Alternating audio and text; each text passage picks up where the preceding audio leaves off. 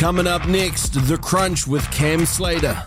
Conversations with a side of controversy. Every Thursday from 4 p.m, right here on RCR, Reality Check Radio.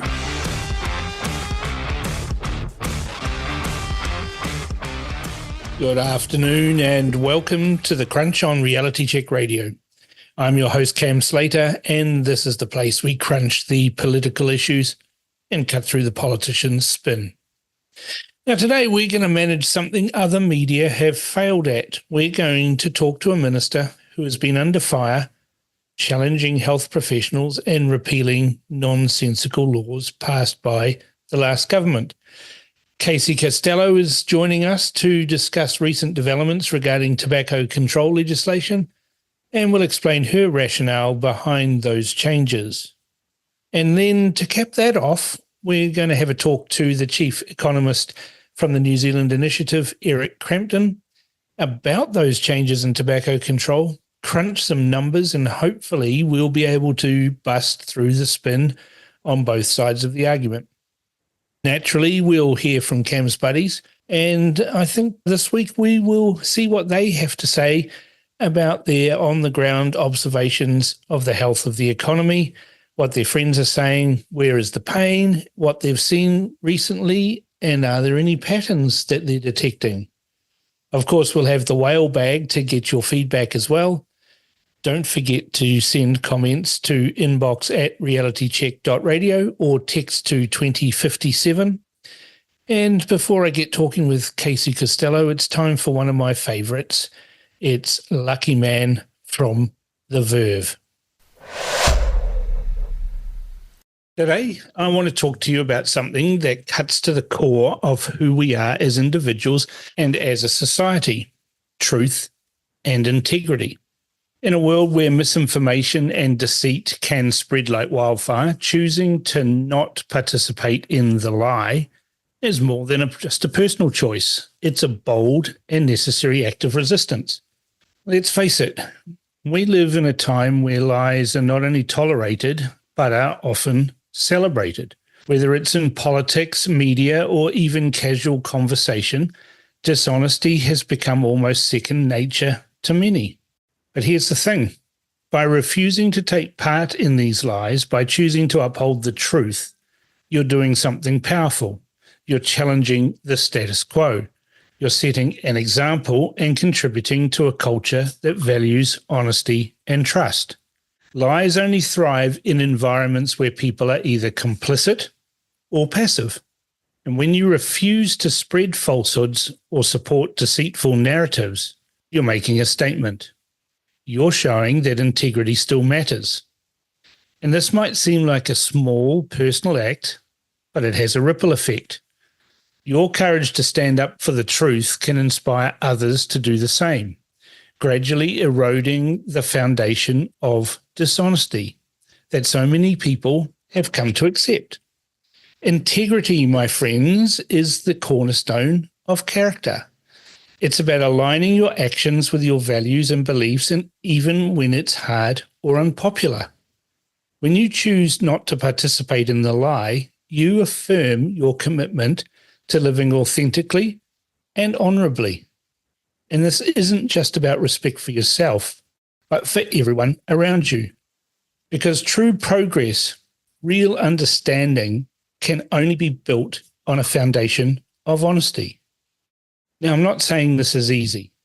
It takes guts to stand alone, especially when lies are convenient or even socially accepted. But that's where true courage comes in.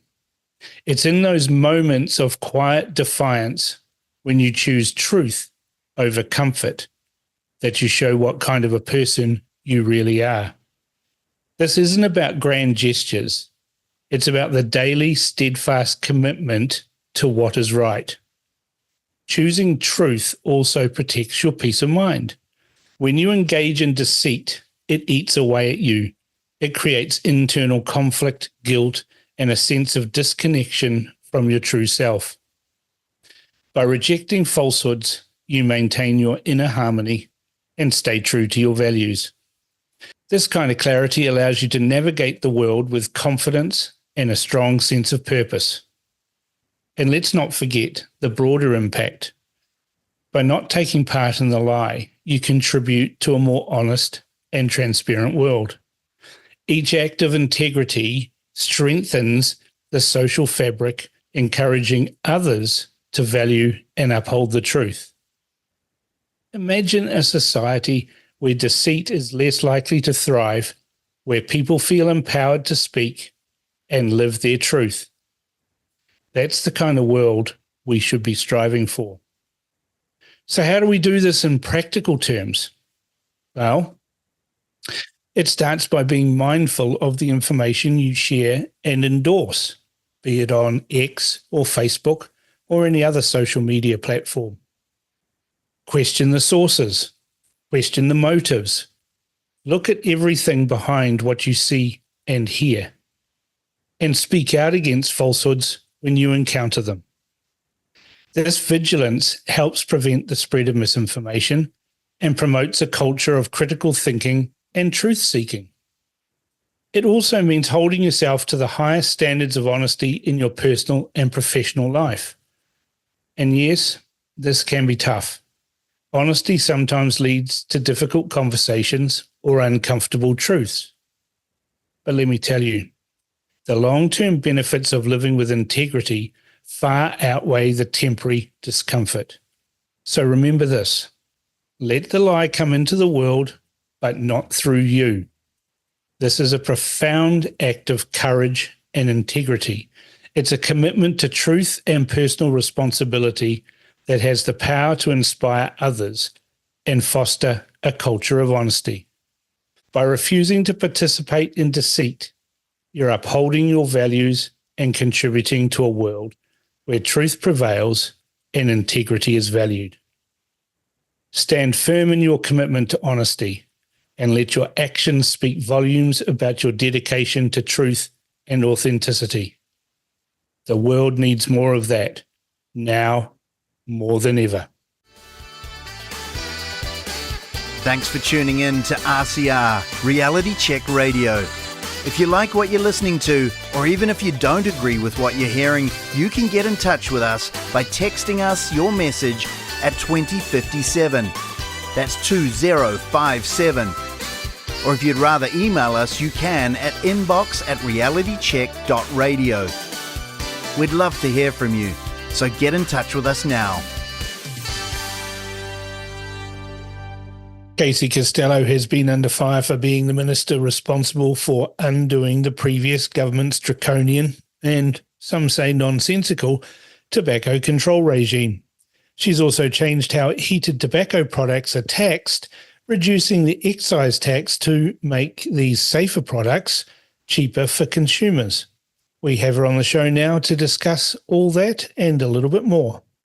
Welcome back to The Crunch, Casey Costello. How are you? I'm fantastic. You're a new minister now. I don't think we've spoken to you since you became a minister. Yeah. I think we have had one chat since then, yeah. Yeah.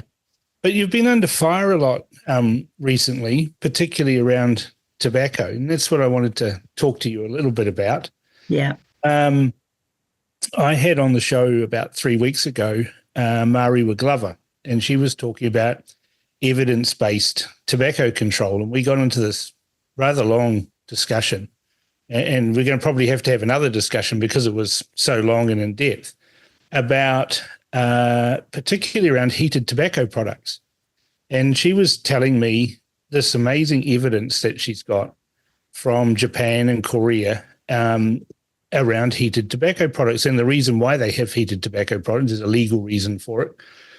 And this is what got you into hot water with various different people in the media and public health advocates as well. So I'm interested to just explore a little bit on that. And if you've spoken to any of these public health activists, I call them, but advocates around smoking cessation. Yeah, I've had lots and lots of advice. I have met with lots of organisations and particularly from the ministry themselves, there's loads of advice we've received. And I think one of the challenges that we've had in all of this discussion is we lost sight in amongst all this noise is that we're trying to get people to stop smoking. Right. And So that's the bottom line. You're trying to get people to stop smoking here. Yeah.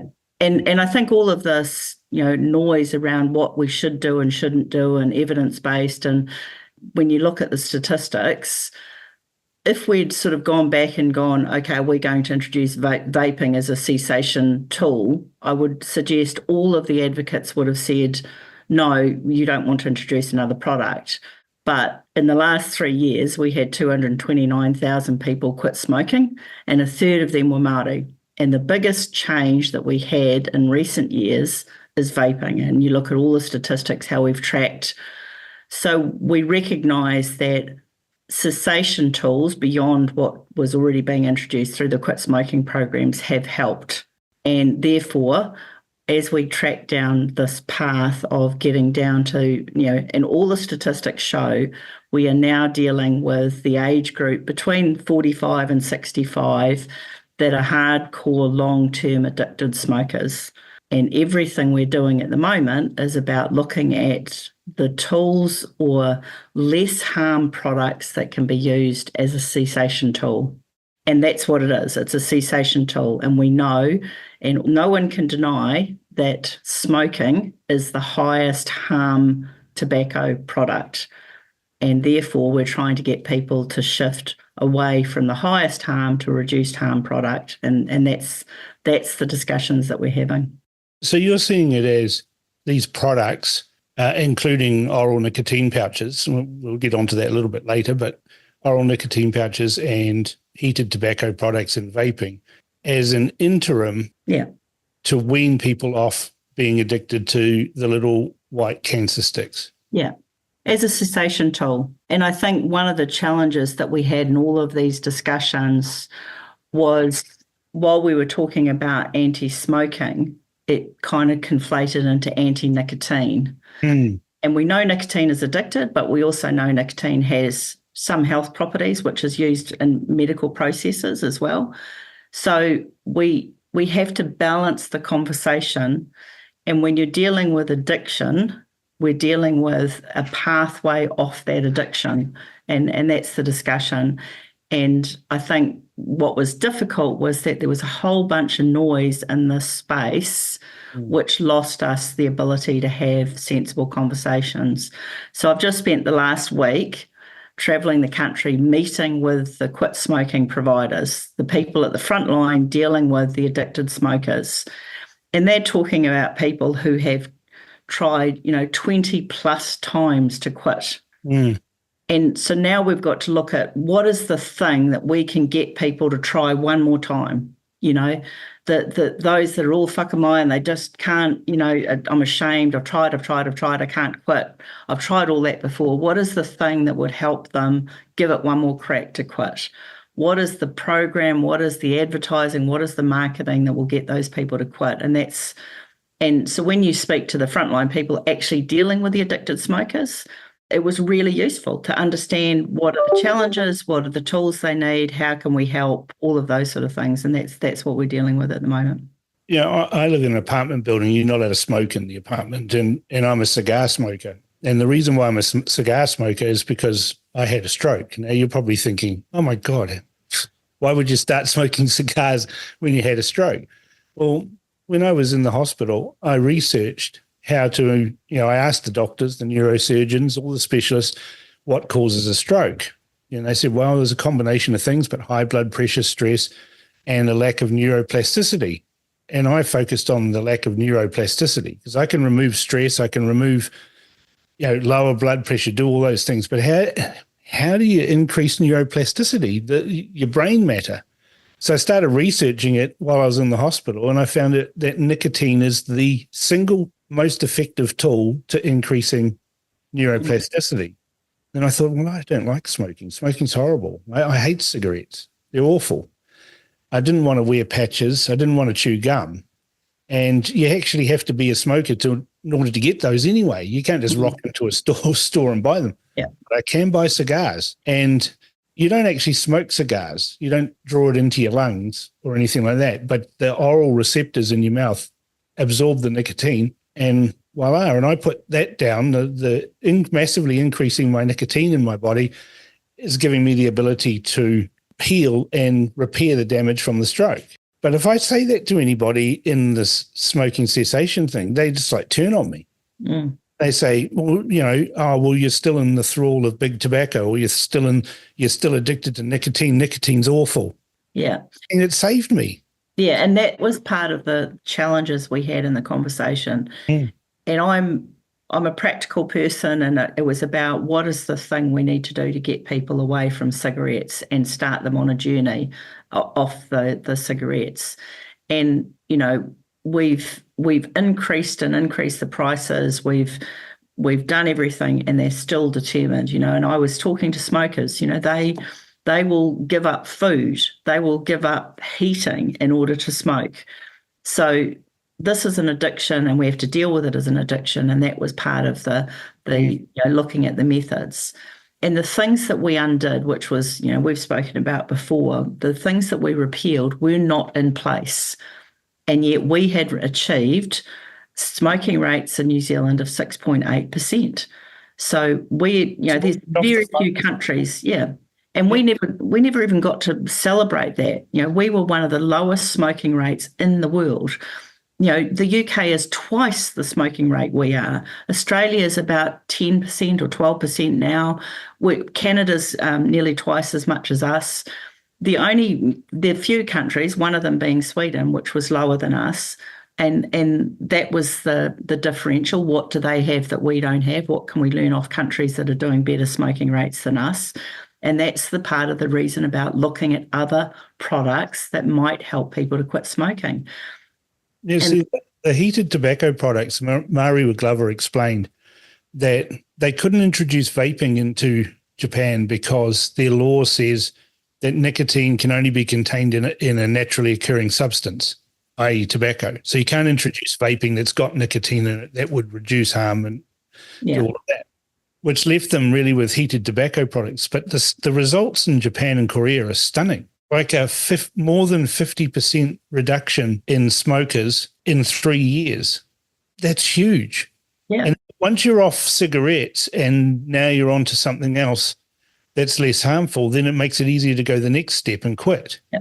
Because, one thing that I learned in having to rehabilitate myself is that if you've got learned behaviors over 20, 30 years, you can't stop those straight away. Mm. It takes time to unlearn those behaviors and learn new ones in between. So I look at this from a practical perspective. I don't like cigarettes. I don't like the health implications of those. We've had 30 or 40 years of increasing taxation. We're probably at the level now where Bhutan was, when I went to a smoking cessation conference in Singapore, and they were talking about Bhutan, don't do what Bhutan did. And everyone's around there nodding sagely, and then we've followed their path. They made tobacco so expensive it became attractive to the criminal classes to deal in. And that's exactly the issue. When we had all these announcements under the previous government, which were, the smoke-free generation. Well, the health survey that has been going since 2011, when that started, there was 119,000 15 to 24-year-olds smoking.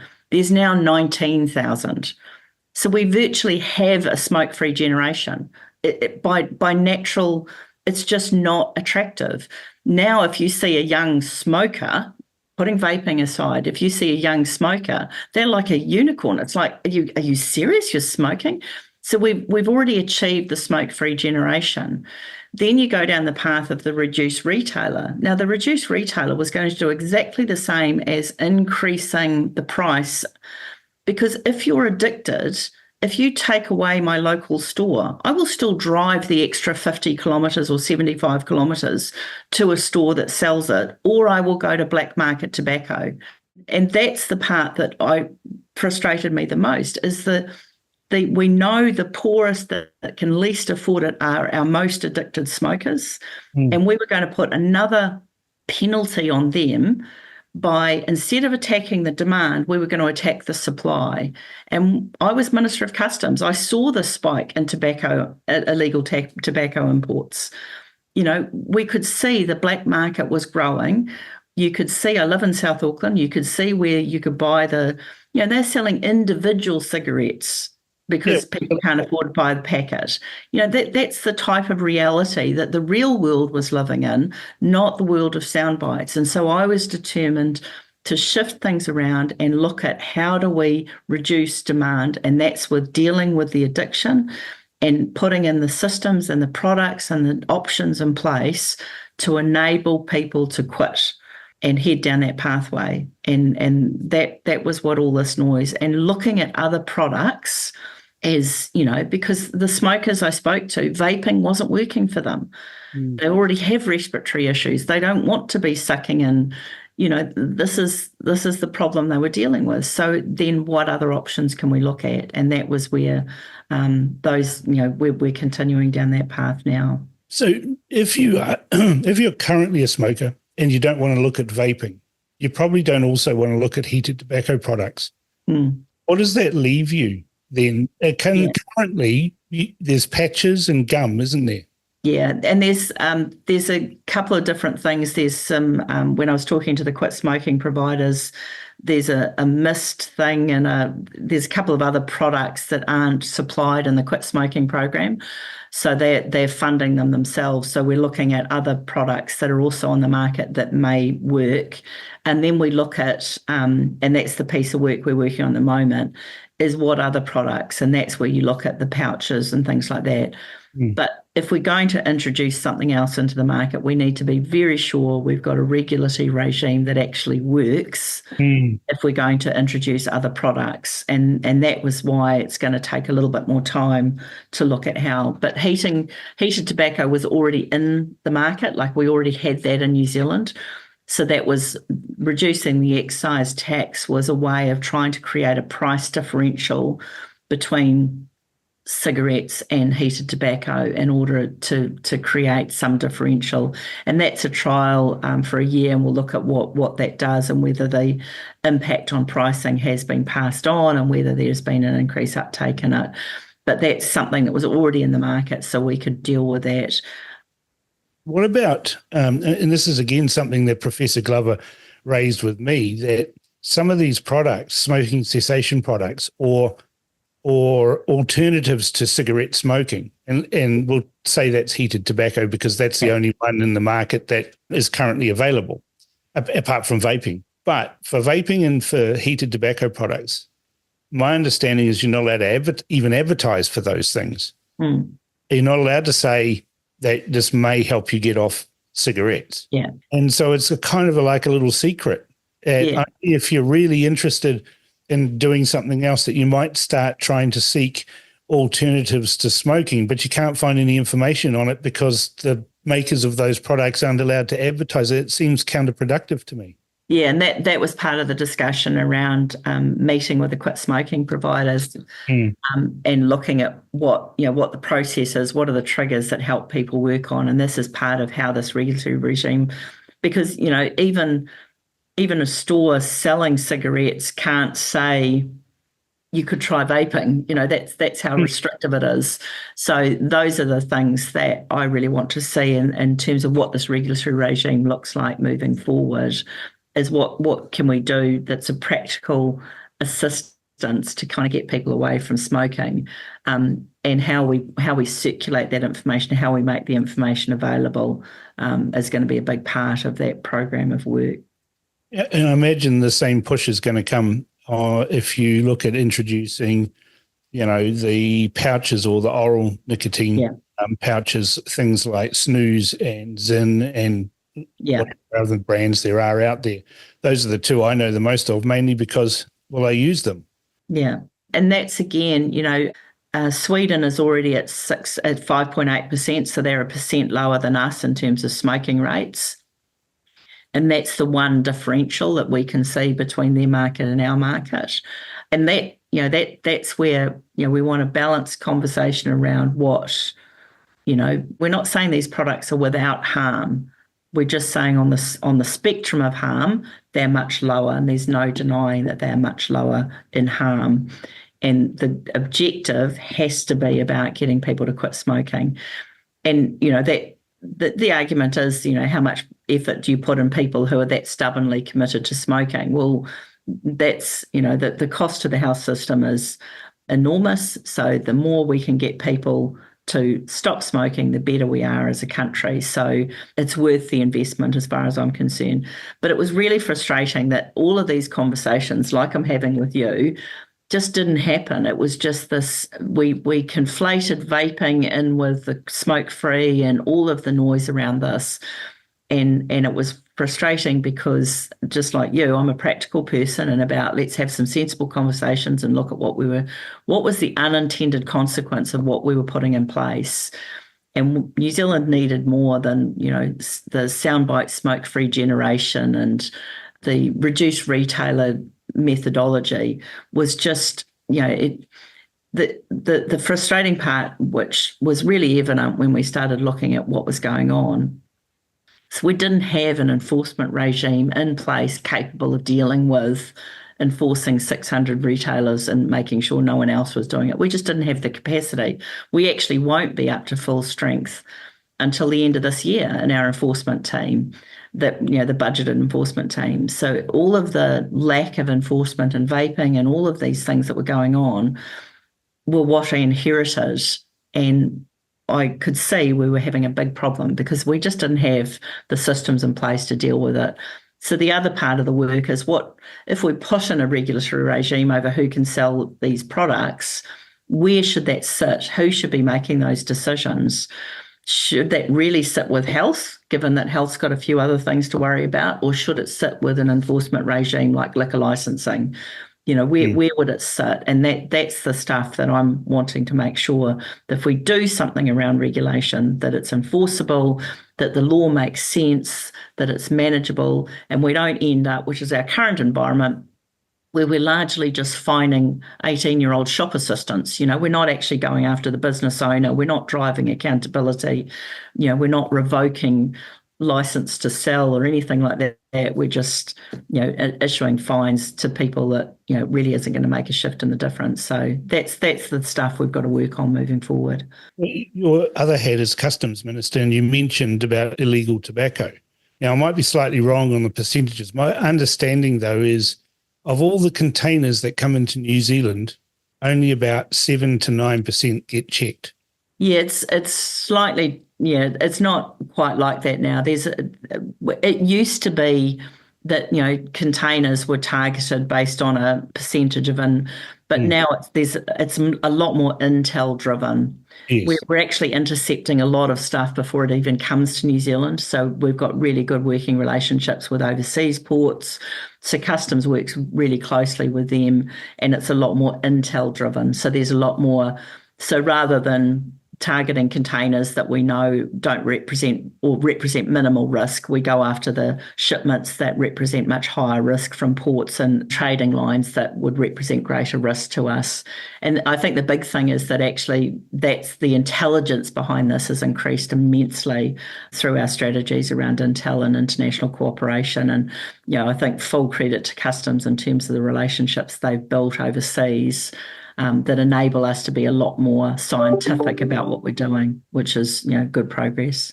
Yeah, when I went to that conference in Singapore in 2012, I spoke to a couple of Her Majesty's Customs officers that were working in Singapore and Hong Kong, neither of which are British colonies anymore, but they were embedded in there to intercept or gather intelligence to stop it going to places like Australia and New Zealand. Yeah. Notwithstanding that, though, when I made a presentation to a select committee many years ago, and at that stage there was 750,000 smokers in New Zealand. So I think that's about 12 or 13 years ago that I did that. Yeah. It was easy to get illegal tobacco by the container load. You could make a phone call to somebody, as long as you fronted up with cash right there, they would deliver a container to wherever you wanted. And I said this to the select committee and they didn't believe me. Yeah.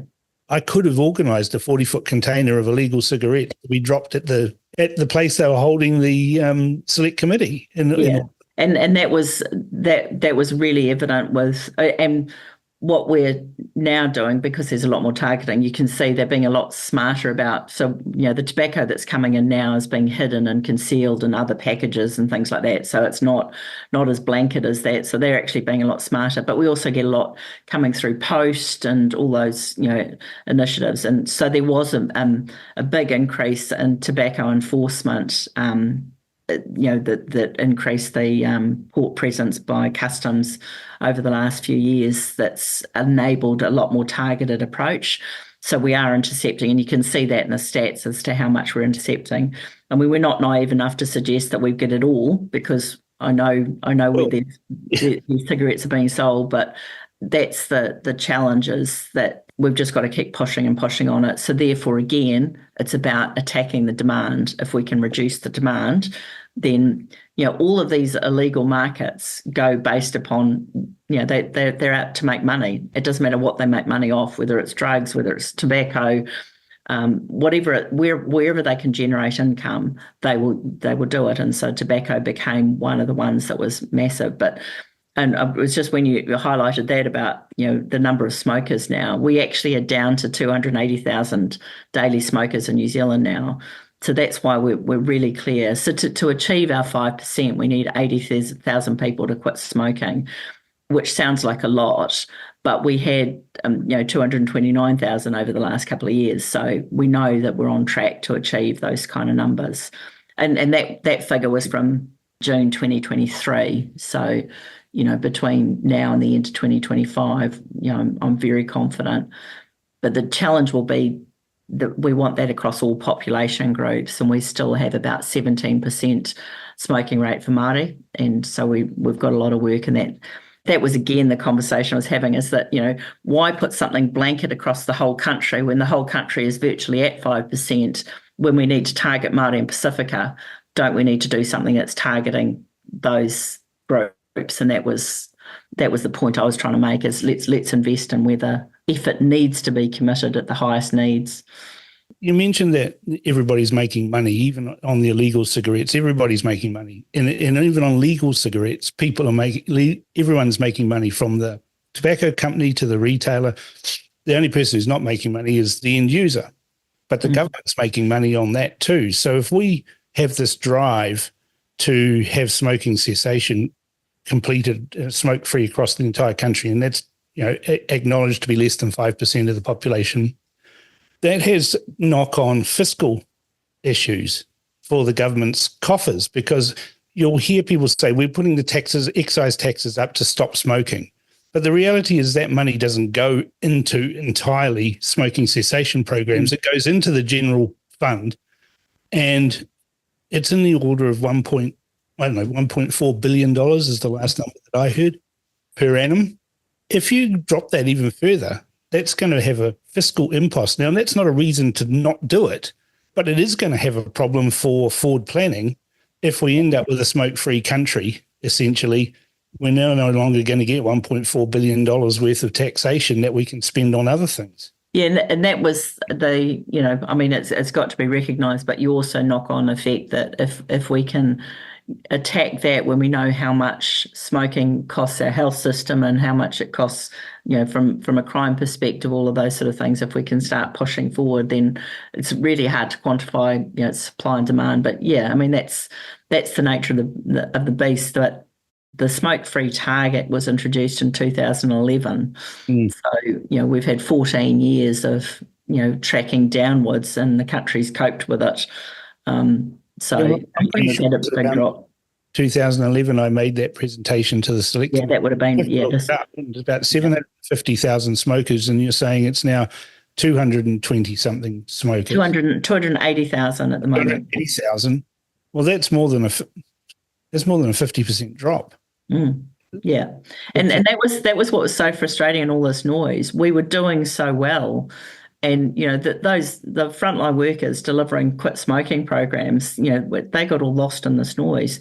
And that the other side of this is that we've also got, the vaping, which, we know it got away on us and we need to do controls, but we've got to simplify this out. We've got to get people to quit smoking. And I think it was the chief health officer in the UK said, I think his quote was, if you smoke, vaping is less harmful. If you don't smoke, don't vape. Like, it's really simple. Like, just, we're not, we're not trying to complicate things.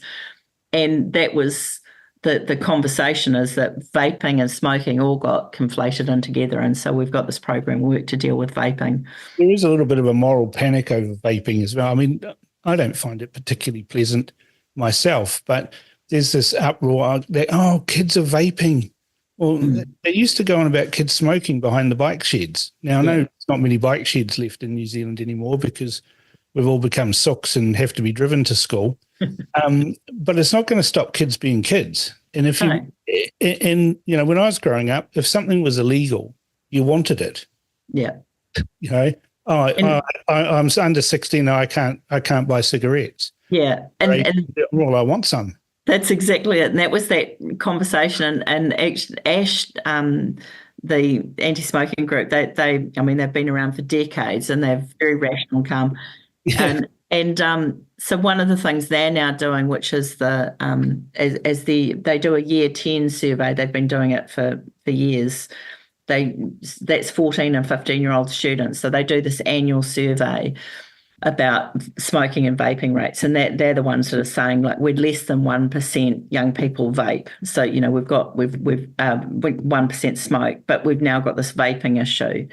But what they're now they're digging in a bit further with this year's survey, is actually trying to understand those kids that vape, how many are nicotine addicted, how many are actually just, it's the social thing to do, and how many are take it or leave it. Because the response to those is very different. Nicotine addiction is very, very different to how you deal with changing mindset and social pressure. So it's kind of like, now we need to be a bit more, evidence-based, scientific about, and that was what your point exactly is, that, you tell any young person no, well, you may as well, cover it in glitter and sell it, as lollies. It's like, oh, wow, there's something new that I need to do because somebody said I can't do it.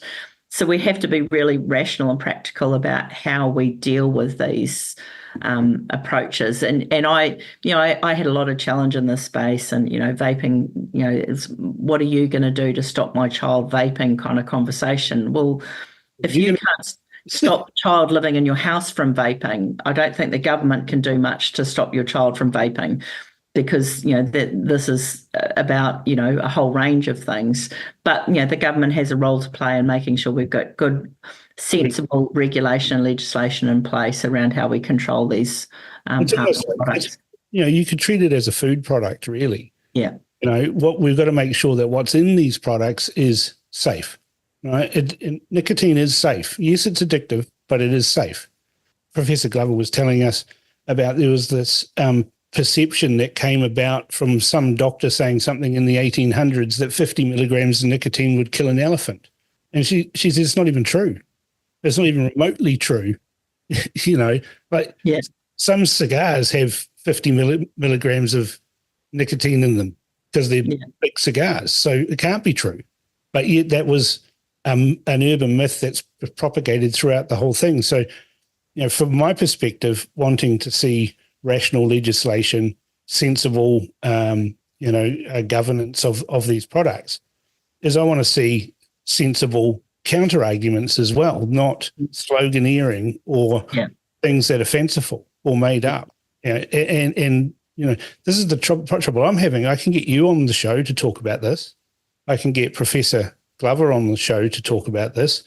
I'm pretty sure I could bring any number of people in the industry and get them to talk about it. The people I can't get to talk to about this are the public health advocates, people like Janet Hoke, for example. I've asked her several times to come on the show saying, I want to talk about this. I want to talk about Japan and Korea because it's interesting. No, sorry, we won't talk. Yeah. But they'll put out press releases and they'll have the Public Health Alliance put out things saying, this is harmful, nicotine's awful, da-da-da-da-da. But they won't talk about it.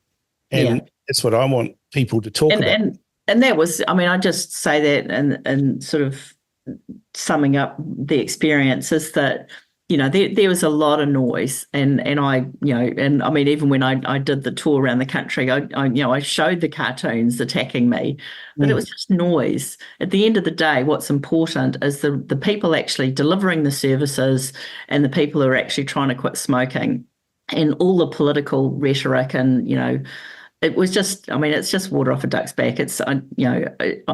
I'm determined to meet the smoke-free target. It's an important thing to achieve, and how we do it is doing practical things and talking to sensible people about what needs to be done to make it happen. And that's kind of the journey we're on, really. And that's a perfect note for us to finish this discussion. Thanks very much, Cam. Thank you for your time. I know you're busy. I know how busy ministers are, especially on important days, but it's been a pleasure talking to you, and I think we've got a bit more clarity on cut through the smoke. But I've always been an advocate for bringing back smoke-filled rooms in politics. It's just in journalism as well. Call me old-fashioned, but take care, Cam. Thanks a lot. Well, you heard her. All the criticism is water off a duck's back. I've talked with hundreds of politicians in my career, so it is truly refreshing to see a minister in command of her portfolios, standing by her convictions and implementing evidence-based policy rather than a raft of bumper sticker slogans. What do you think, though? Email inbox@realitycheck.radio or text to 2057. You're listening to The Crunch with Cam Slater, right here on RCR, Reality Check Radio.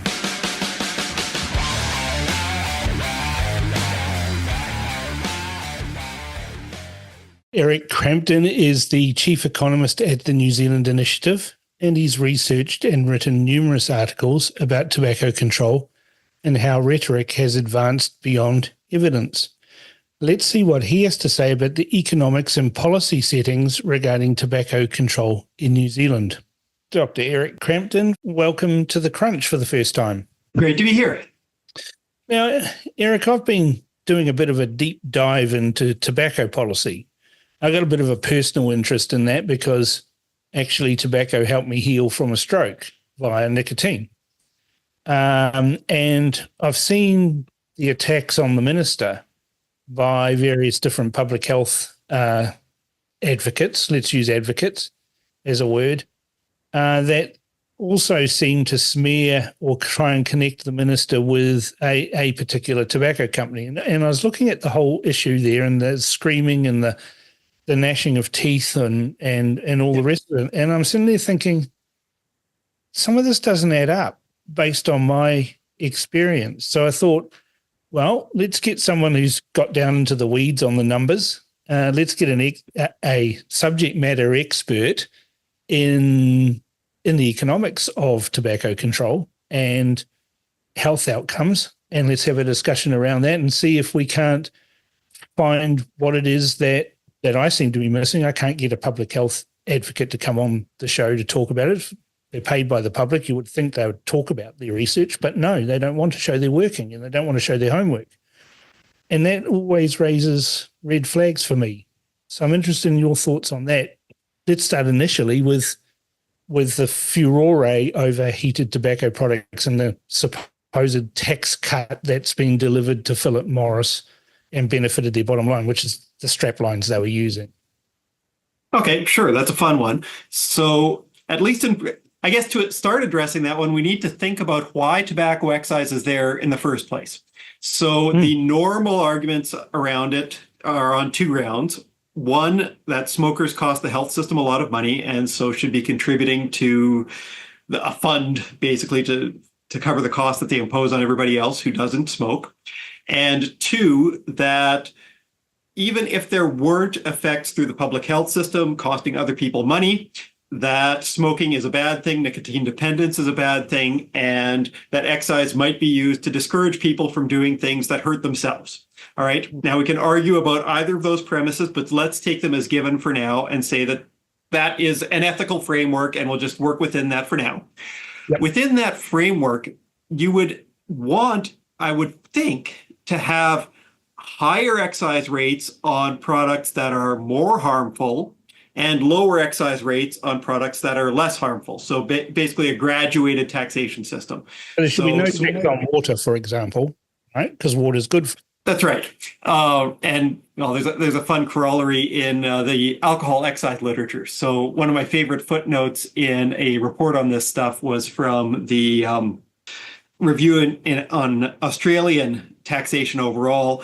And they'd argued for a tax-free threshold on alcohol, where I think it was around the first 1.6% of alcohol per volume. They said that if you drank liters and liters and liters of liquid that had 1.6% alcohol in it, you'd die of water poisoning before you died of alcohol poisoning. So that is just a bit of fun as a justification for a tax-free threshold. But that's kind of beside the point. If you take the premise that you should tax at a higher rate things that are more harmful and at a lower rate things that, if you take as a premise that the point of tax is to address the fiscal externality and to save people from themselves and from hurting themselves, then you would want to have a lower excise rate on things that are less harmful, both to yourself and with downstream consequences for that public health system, and a higher excise rate on the things that are more harmful.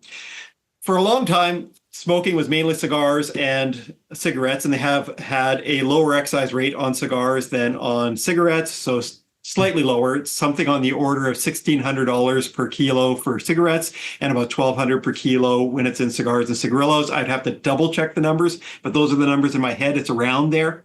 Yep. And tech changed. So heated tobacco sticks started coming in. Those heat the tobacco rather than combusting it. Basically, all of the harms from smoking come from combustion, all right? Mm-hmm. So you're burning a pile of stuff, you're inhaling the smoke, smoke isn't good for you, and that leads to the bad health consequences that we see from it. Heating tobacco to vaporize the nicotine in it, as well as some flavoring, fundamentally different. You don't get the byproducts of combustion when you don't have combustion. So they've had series of studies on this. People argue about potential differences in effects from ones that are tobacco funded versus not, but it seems pretty conclusive that like you run they have these puff machines, so you put a cigarette on the end of it and it sucks through it, and then you've got to filter it. And there's way less bad stuff on the filters from heated tobacco as compared to combusted tobacco. So, which is what you would expect since you're not combusting, and it's those bad things that lead to the harms down the track.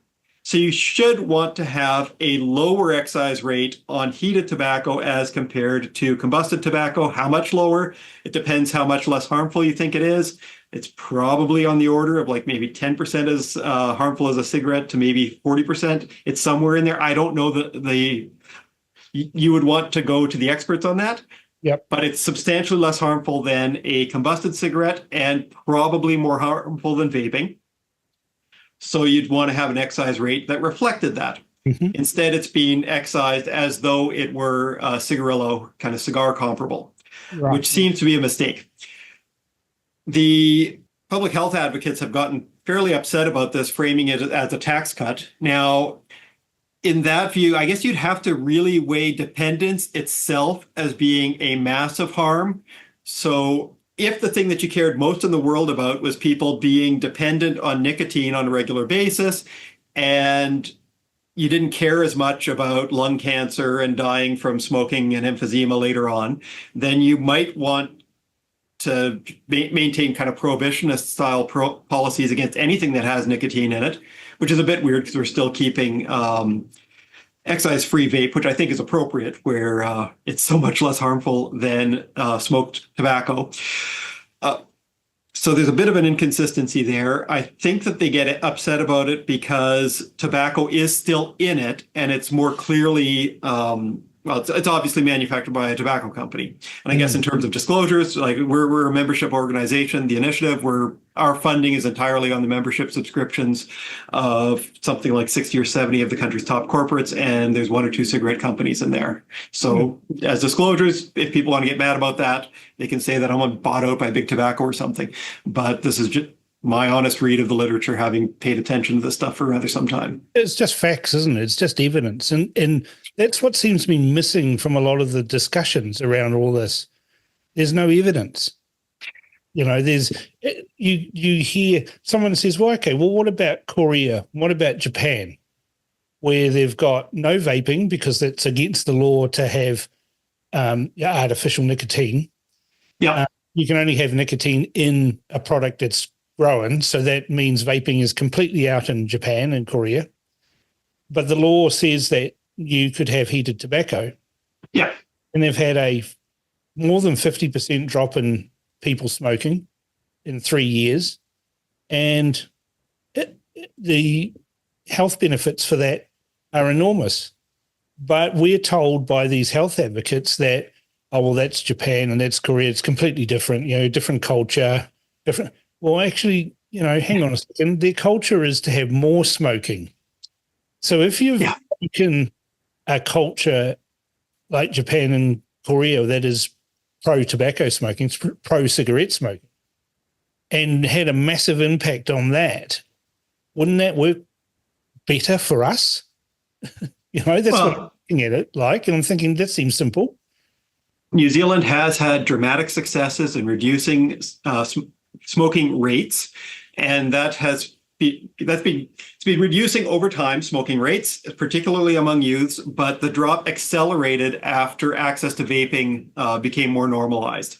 So it became easier for people to switch to vape, and we can talk a little bit later about kind of how we got to that position, because it's fun. And I think that the odd legal pathway that we got there is also important, but we'll leave that to one side for now. The other kind of fun bit with the kind of campaigns against the differential excise, they're trying to have it both ways. So they're claiming that it's this like potentially hundreds of millions of dollars of giveaway to the company that makes heats. Now, that would only possibly happen if everybody who smokes flips over to heated tobacco, which would be a dramatic public health success, right? Mm-hmm. So to the extent that there's a big giveaway to whoever's, I guess it's Philip Morris that makes heats, to the extent that they are paying less in excise because people have flipped from smoked tobacco into heated tobacco, that's a success for tobacco control and reducing the harms from smoking. Mm. So it only happens if you get a massive reduction in smoking rates. But they're also trying to claim that people wouldn't switch much from smoking to heated tobacco and that it is just a giveaway. Well, on current numbers, not that many people use heated tobacco. You'd have to have dramatic growth in it. So either they're figuring that a whole pile of non-smokers start taking it up, in which case the government isn't losing tobacco revenue, right? It's an increase in tobacco revenue. Or that you're having big flips over from smoked tobacco into heated, which is kind of the point of having that graduated excise regime, that you want excise to reflect the harms so that people can make appropriate choices given the prices that they're facing. Standard economics, isn't it? But like, I understand the number of people who use heated tobacco products in New Zealand is small, tiny. Yeah. There's like 280,000 smokers in New Zealand. It used to be 750,000. It's now 280. And there's about 7,000 around about that are using heated tobacco products. Yeah, the numbers are pretty low, and it's partially just the sequencing of how we've had reduced harm alternative come into the market here. So, as you pointed out, in Japan, vaping wasn't legalized, but heated tobacco was, and so you've had a lot of shifts over to the far less harmful heated tobacco. If you look to the Scandinavian countries, there it's been snus. So that's a little pouch of powdered tobacco that gets put between the lip and the gum. Mm-hmm. You don't quite suck on it, but it sits there. Oh. So I don't use the stuff except when I'm writing on tobacco, right? Just to remind, I'm not dependent on nicotine. I don't use nicotine, but when I'm writing on it, I like to remind myself that people enjoy this. And well, I write my columns faster when I've got a snooze packet in. And I'll disclose, I do use nicotine pouches because I can't smoke in my apartment building. I can't smoke cigars in my apartment, so I need to. I maintain my neuroplasticity, and I'll do whatever it takes to get hold of nicotine. And those pouches, they give you quite a zing, you know. You know about like I call it a cigar hangover, right? Because for me, the pathology of nicotine is it plunges my blood sugars, right? So if I smoke a cigar, and smoking a cigar isn't like a cigarette, it takes you over an hour, even for a small one, to smoke a cigar. It's a form of cigars are nice.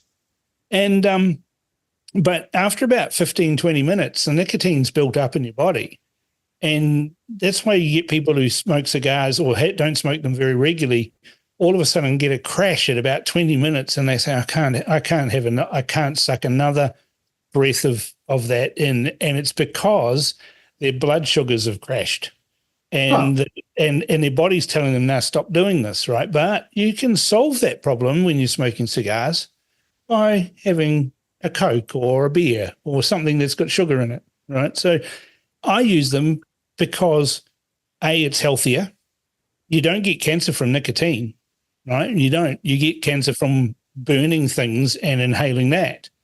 And so I'm looking at all of this and thinking, why have we got this group of people there that are making a big fuss over a much less harmful product, or in the case of oral to nicotine pouches, like snus, like Zyn, like the others?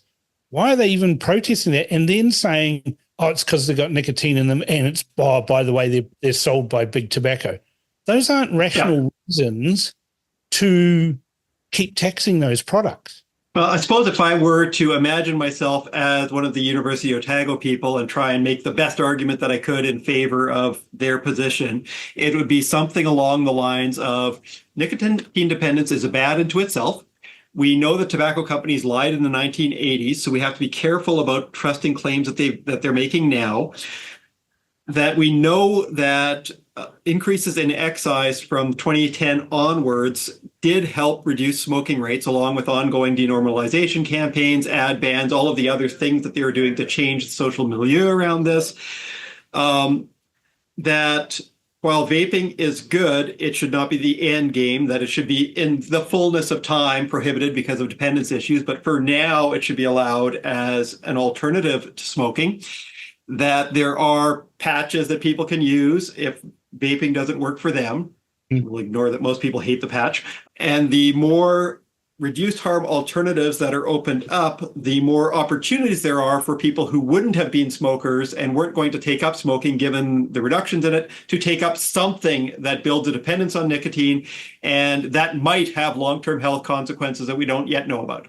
So if I had to pretend to be an Otago person, that's how I would pretend to be an Otago person.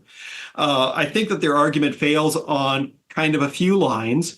So one, youth uptake of vaping, partially is faddish, partially is displacing tobacco uptake that otherwise would have happened but for the existence of less harmful alternatives.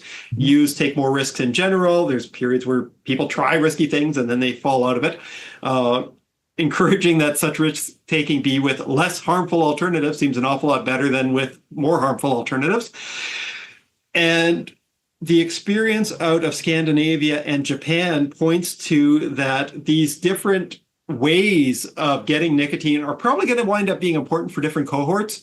So we've had a lot of shifts into vaping from smoking, and a few people who've taken up vaping that might not have otherwise smoked. There are a lot of people, though, who've not found vaping palatable for them. It just doesn't work for them compared to smoking, so they've kept with smoking.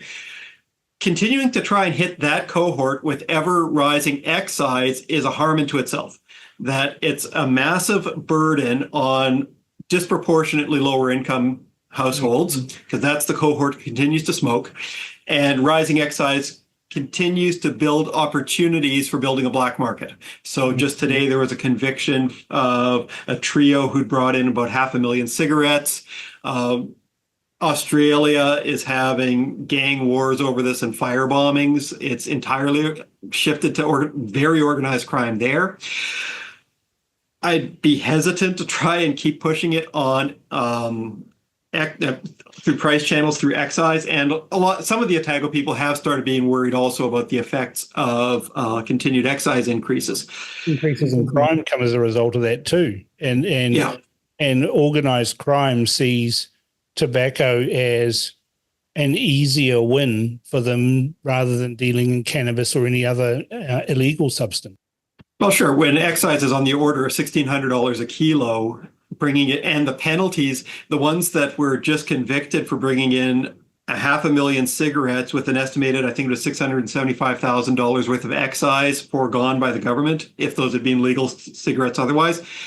They'd been in remand for a little over a year while they were waiting for the trial to finish. So the sentence was time served plus an unspecified duration of home detention. It sounds like they're just waiting for deportation to Thailand because they're Thai nationals. They come here on short-term visas. So they'll have a bit of home detention while they're waiting to be deported.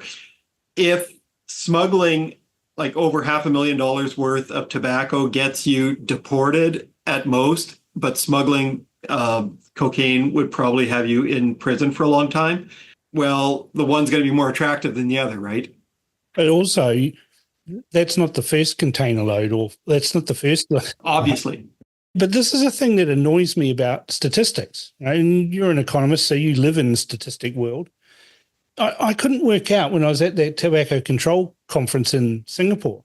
There was all this talk about sticks this, stick that. Yep. And they count a cigarette as an individual thing. So when customs makes this grand announcement that we've just arrested someone who has, they've been illegally importing half a million. Everyone goes, ooh, 500,000, that's a huge number. Divide by 20 to get packs, yeah. Divide by 20 to get packs, it's not that many when you think about it. And how many others came through? And then I'm starting to think, well, hang on a second. If it's worthwhile to do it and only about 7% of containers get checked, if you lose a container or two along the way and you've been a bit smarter about your invoicing and your bills of lading, there's a possibility you could get away with maybe losing one container a month and still make millions of dollars. I think you could probably lose more than that, right? Because the amount of excise in a cigarette is huge, right? It's multiples of the cost of the tobacco and the manufacturing and everything else. So to the extent that you can sell it for any price that's close to, like, even if you're selling it at half the price of a legal cigarette, you're still doing okay. So have we reached peak excise then on tobacco from an economics point of view? There's a few ways of trying to think about it, one of which I certainly wouldn't have an answer on. I wish that there were good ways of having a handle on the size of the black market. What we do have are these discarded pack studies, and those are good in one sense, but they miss that a lot of smuggling shifted on customs accounts to loose tobacco, which would never be caught by discarded packs, like by definition, because they're not in cigarette containers. So for those who aren't familiar with it, the discarded pack studies, they go and pick up littered cigarette packs or find them in trash cans and compare the package to packaging that is known to be legally sold in New Zealand. So they're looking for ones that either would have come in with a tourist as part of their duty free or that have been smuggled in. And during COVID, there wasn't that much of that because we didn't have tourists because the borders were closed. But discarded packs, it gets you a rough handle on time trends if you ignore the period in which nobody's allowed to travel. We did have, I think it was in 22, 23, a big upswing in loose tobacco smuggling, which would never be caught by those discarded pack surveys. And if I'm remembering correctly, Otago had done its own discarded pack study, and there had found as fairly low levels, but it was the same year that customs had found just this massive increase in loose tobacco smuggling. And you can find that in the customs annual report from last year. Then raises a question that if we don't know this totally, what the illegal situation is, and then you've got the Ministry of Health, and they were kind of caught red-handed here, right? So we're relying on the Ministry of Health to provide advice to the minister. Yeah. But we've got an email trail released under the Official Information Act that shows that they were zhushing up the stats, right? They were trying to make it make an economic argument, right? Now, asking the Ministry of Health to make an economic argument, these people aren't trained in that. But they were trying to make an economic argument in their advice to the minister that it would be cheaper for the government to retain the taxation on heated tobacco products, and it would be more expensive to do what the government has done. And those emails, Yes, that's weird. I mean, look, it's either cheaper or it isn't, right? But they were egging each other on to package up some numbers to give to the minister. And you would surely have to, as the minister, wonder whether you can trust their advice if they're doing this. I mean, these should be a black and white answer. It's either more expensive to do that or it's more expensive to do that. Well, I'd have to have the OA in front of me to be able to properly comment on it.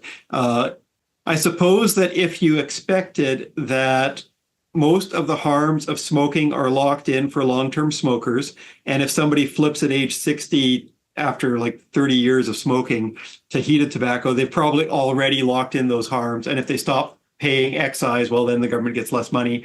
Maybe you could try constructing an argument that way. I thought that it was always still best advice to switch out of combusted tobacco, even if you had been smoking for 30 years. Yeah, I would have to see the OA. That seems like an odd argument. Well, that's kind of the argument that they were making. Yeah. And I wrote about it at the time. It's only a few months ago, when they were seeking advice, and there was all these emails saying we need to show that it's more expensive to overturn this. And I'm sitting there thinking, hang on, it's either more expensive or it's not. This is black or white. I think the Ministry of Health in general has been just really hurt over the change in tobacco policy with the change in government. So they had considered themselves as having gotten a pretty substantial win with Minister Varel's tobacco control package, and Otago had been pretty happy with that set of policies as well.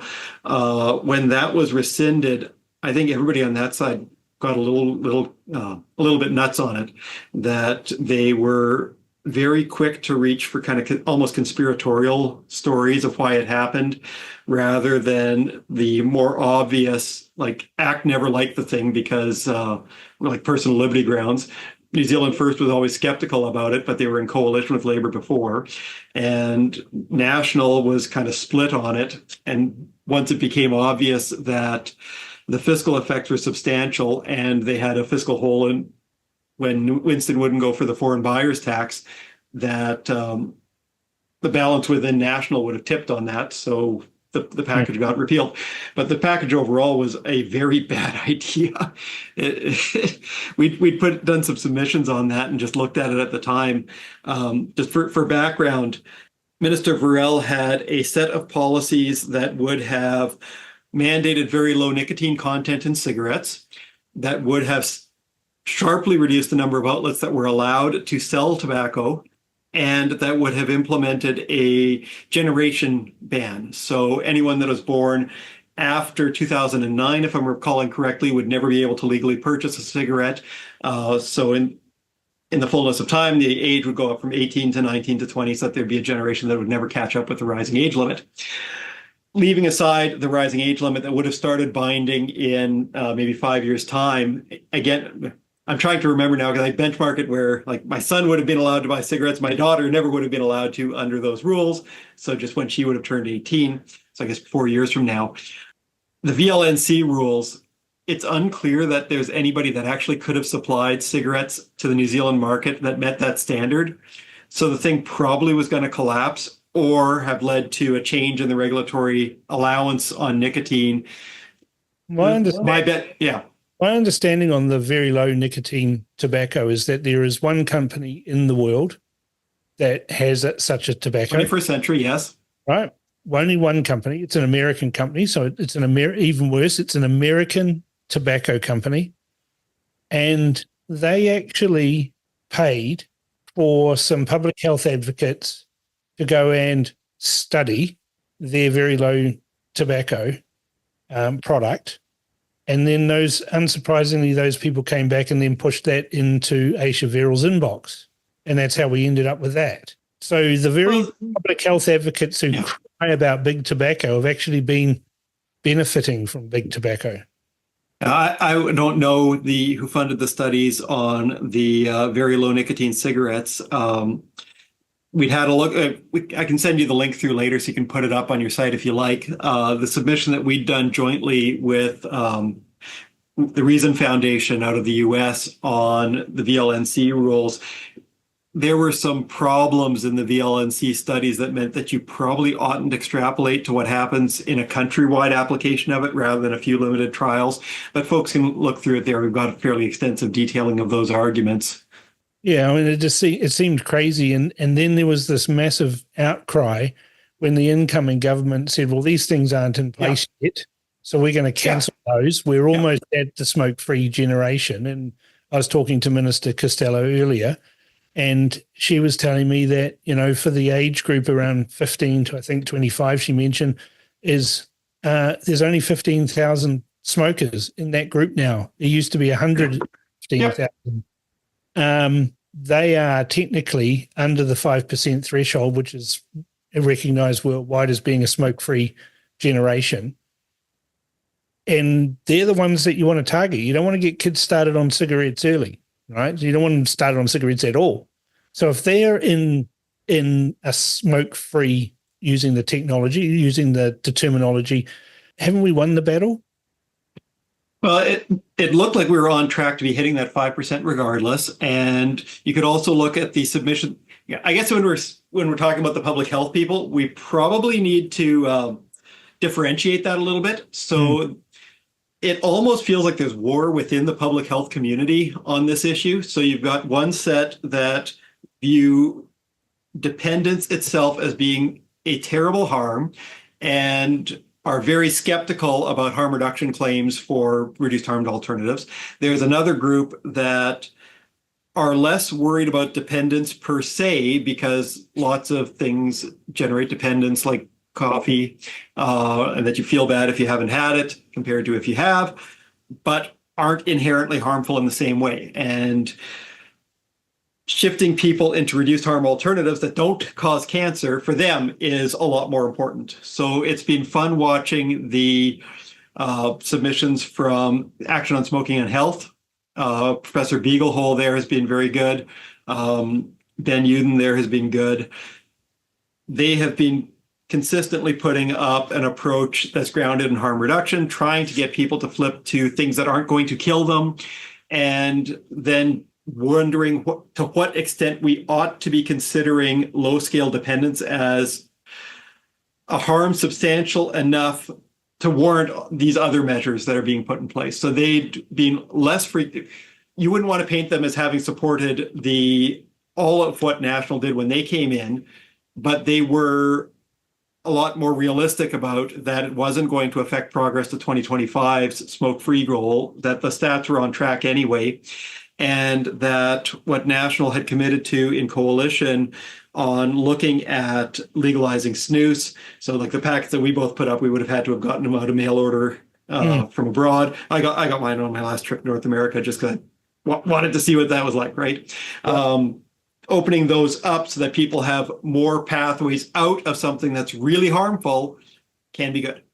And that's the argument that we're always told about excise tax. It's for your health, right? Well, it's a fun one. Lots of tax. If you're smoking cigarettes, you've got lots of potential bad health outcomes, and they've quantified that as something like around about I don't know. What are some numbers you've got on that? I think in 2005, 2006, they estimated $350 million health cost. So this gets back to the fiscal externality argument. So we'll leave to one side the let's help people for their own sake and make tax them into submission kind of argument, and let's just worry about the fiscal externality side. In 2008, there was a study that was jointly commissioned by Action on Smoking and Health and the Smoke Free Coalition. Des O'Day and George Thompson did the work on it. It's a little harder to get by Google now. I was able to get it, but it doesn't always turn up. That one had concluded that as of the 2005-2006 fiscal year, and it was coarse numbers, but they thought it was a big enough gap to you not have to worry about the fine detail. To a first approximation, smokers were covering their cost roughly 2 to 3 times over if you just considered the health cost or the excise versus the cost in the health system, and they hadn't there considered changes in superannuation. Now there's a really horrible, and you wouldn't want to advocate for it on this basis, but there's a horrible consistency in countries that have fairly generous superannuation or publicly funded pension systems and high tobacco excise, in that smoking kills people, they die early, and they don't take up pension benefits as much as people who live a longer time. That's not a good thing, and you wouldn't want to recommend that people start smoking so that they save the pension system money. But to the extent that you want to worry about the fiscal consequences of smokers, even if you leave that out, the research commissioned by Action on Smoking and Health and the Smoke Free Coalition, prior to the decade of 10% a year tobacco excise increases that the John Key government brought in coalition with Tariana Turia and the Maori Party, even before that, smokers were paying their way substantially. It was something on the order of $350 million in health costs, with something on the order of $980 million in excise at the time. Smokers were already paying their way. Then there's the added fiscal benefits through superannuation payments that just aren't made because people die early. So the government at the time had put out these numbers claiming that smokers cost them money rather than saving them money. And I did some OIing on it. The numbers never should have gotten to the minister because the numbers were wrong. It looked like some guy had taken an Excel sheet home for the weekend and played with it a bit and came to some pretty wrong numbers that didn't go through peer review, but got to the minister, and the minister publicized them before anybody could check it. So what they'd done there was put people into all of these different age demographic sorted buckets. So you could say that like a 25-year-old Pakeha smoker, they cost the health system this much on average, and a 25-year-old Pakeha non-smoker costs this much, take the difference, do that across all age buckets, add that difference up, and then you got a cost of smoking. Now, it sounds right in principle until you think about it for a minute, and you remember that smokers die an awful lot earlier than non-smokers. So comparing a 65-year-old smoker to a 65-year-old non-smoker is the wrong comparison. Basically, smoking brings forward a whole pile of end-of-life costs. So people always cost the health system an arm and a leg in their last 10 years. Or maybe the last couple of years, they're really, really expensive, right? Because you're in the process of dying. Dying is expensive for the health system, unless you, like my grandfather, just keel over suddenly of a heart attack unexpectedly and have never encountered the health system, okay? There's that cohort, and then there's the ones that incur an awful lot of end-of-life costs. Yeah. If you're bringing forward end-of-life costs, you need to adjust for that. So what the Ministry of Health's numbers effectively did was assume that smokers would never have died if they hadn't been a smoker. And I think people in the ministry finally understood that they botched that, but the minister had kind of run away with it. So that was a bit of a problem. Anyways, it's fairly common to find in this lit that smokers save the government money if they are paying a lot in excise and if there's a superannuation system. I mean, this is a thing I used to tease Winston about. I just say to him about the gold card, mate, you've looked after the wrong people. And he says, oh, no, not smokers, old people have worked hard all their life and, they deserve a break. I said, yeah, but let's look at, say, women, for example. And this isn't sexist. It's just a simple fact. Women work less than men on average over their lifetime. They take time out for families. There's all number of... At least in paid employment, and pay less in tax. Yes. Yeah, pay less in tax. But they get the same benefits as some bloke who's worked his entire life and worked himself to the bone. And I said, but look at smokers. They've paid more tax voluntarily than anybody else, and they get no benefits because they die before they can collect their superannuation. And he just grin at me and go, I don't think I can sell that. But he's probably right. But on economics, it makes sense because they have contributed, as you've said, three times their cost they've contributed in taxation. Yeah. So if in fairness to the O'Day report, so they looked at a much broader set of costs. So they were including things like productivity costs, because smokers, if they are going out of the building 5 times a day to have a cigarette, they're less productive than others. Now that does flow through into wages. It's not really you wouldn't call it an externality, but lower productivity and lower wages means that you're paying less in income tax than you otherwise might. Arguments around that can be a bit fraught because you could wind up cornering yourself. Like if you want to take that to its logical conclusion, somebody who takes an extra couple of weeks of unpaid leave as holiday because they really need a break, well, they shouldn't be allowed to do that because of the cost of the government and reduced income tax revenue. I don't like that kind of argument. It can run that way. But they would have said that a broader set of costs is larger than the benefits of smoking, including the tax, which is just a transfer. If we are only caring about the cost of the government, though, yeah, pretty obvious that the net fiscal effect is positive. We've pretty much delved into the numbers here, right? The numbers. But there's one other set of numbers that's kind of fun. So if we're looking at the effects on excise, the Otago public health folks had run some numbers on what they thought would be the relevant elasticities. So the elasticity for an economist is what's the percent change in something given a percent change in something else. So they were trying to figure out the effects of National's decade of tobacco tax increases. So that'll have two effects. Economists will talk about the extensive and intensive margins. You'll have some people that quit smoking entirely, some people who smoke less. If we take the Otago public health people's numbers just for granted and say that they're correct about it, Māori smoking rates were particularly of concern because it's a much higher smoking rate than for Pākehā. On those numbers, because of the tobacco excise increases, for every 1,000 Māori, you would have had 773 who were never smokers anyway, so wouldn't be affected. 13 who quit because of the tax increases, and we'll assume that they get benefits out of that they enjoy health benefits. And you had 214 who would keep smoking at a slightly lower rate, and they would wind up paying about $1,000 more a year in excise as consequence. Now, where smoking is disproportionately low income, that burns, right? So it's a substantial effect on household budgets. If you look occasionally in the Stats New Zealand household living cost increase updates, they would point to tobacco excise being one of the larger contributing factors for cost of living increases facing beneficiaries and low-income households, because it's a more predominant part of consumption bundles in those cohorts. Like it varies year to year and what else is coming up in those, but it has featured in these.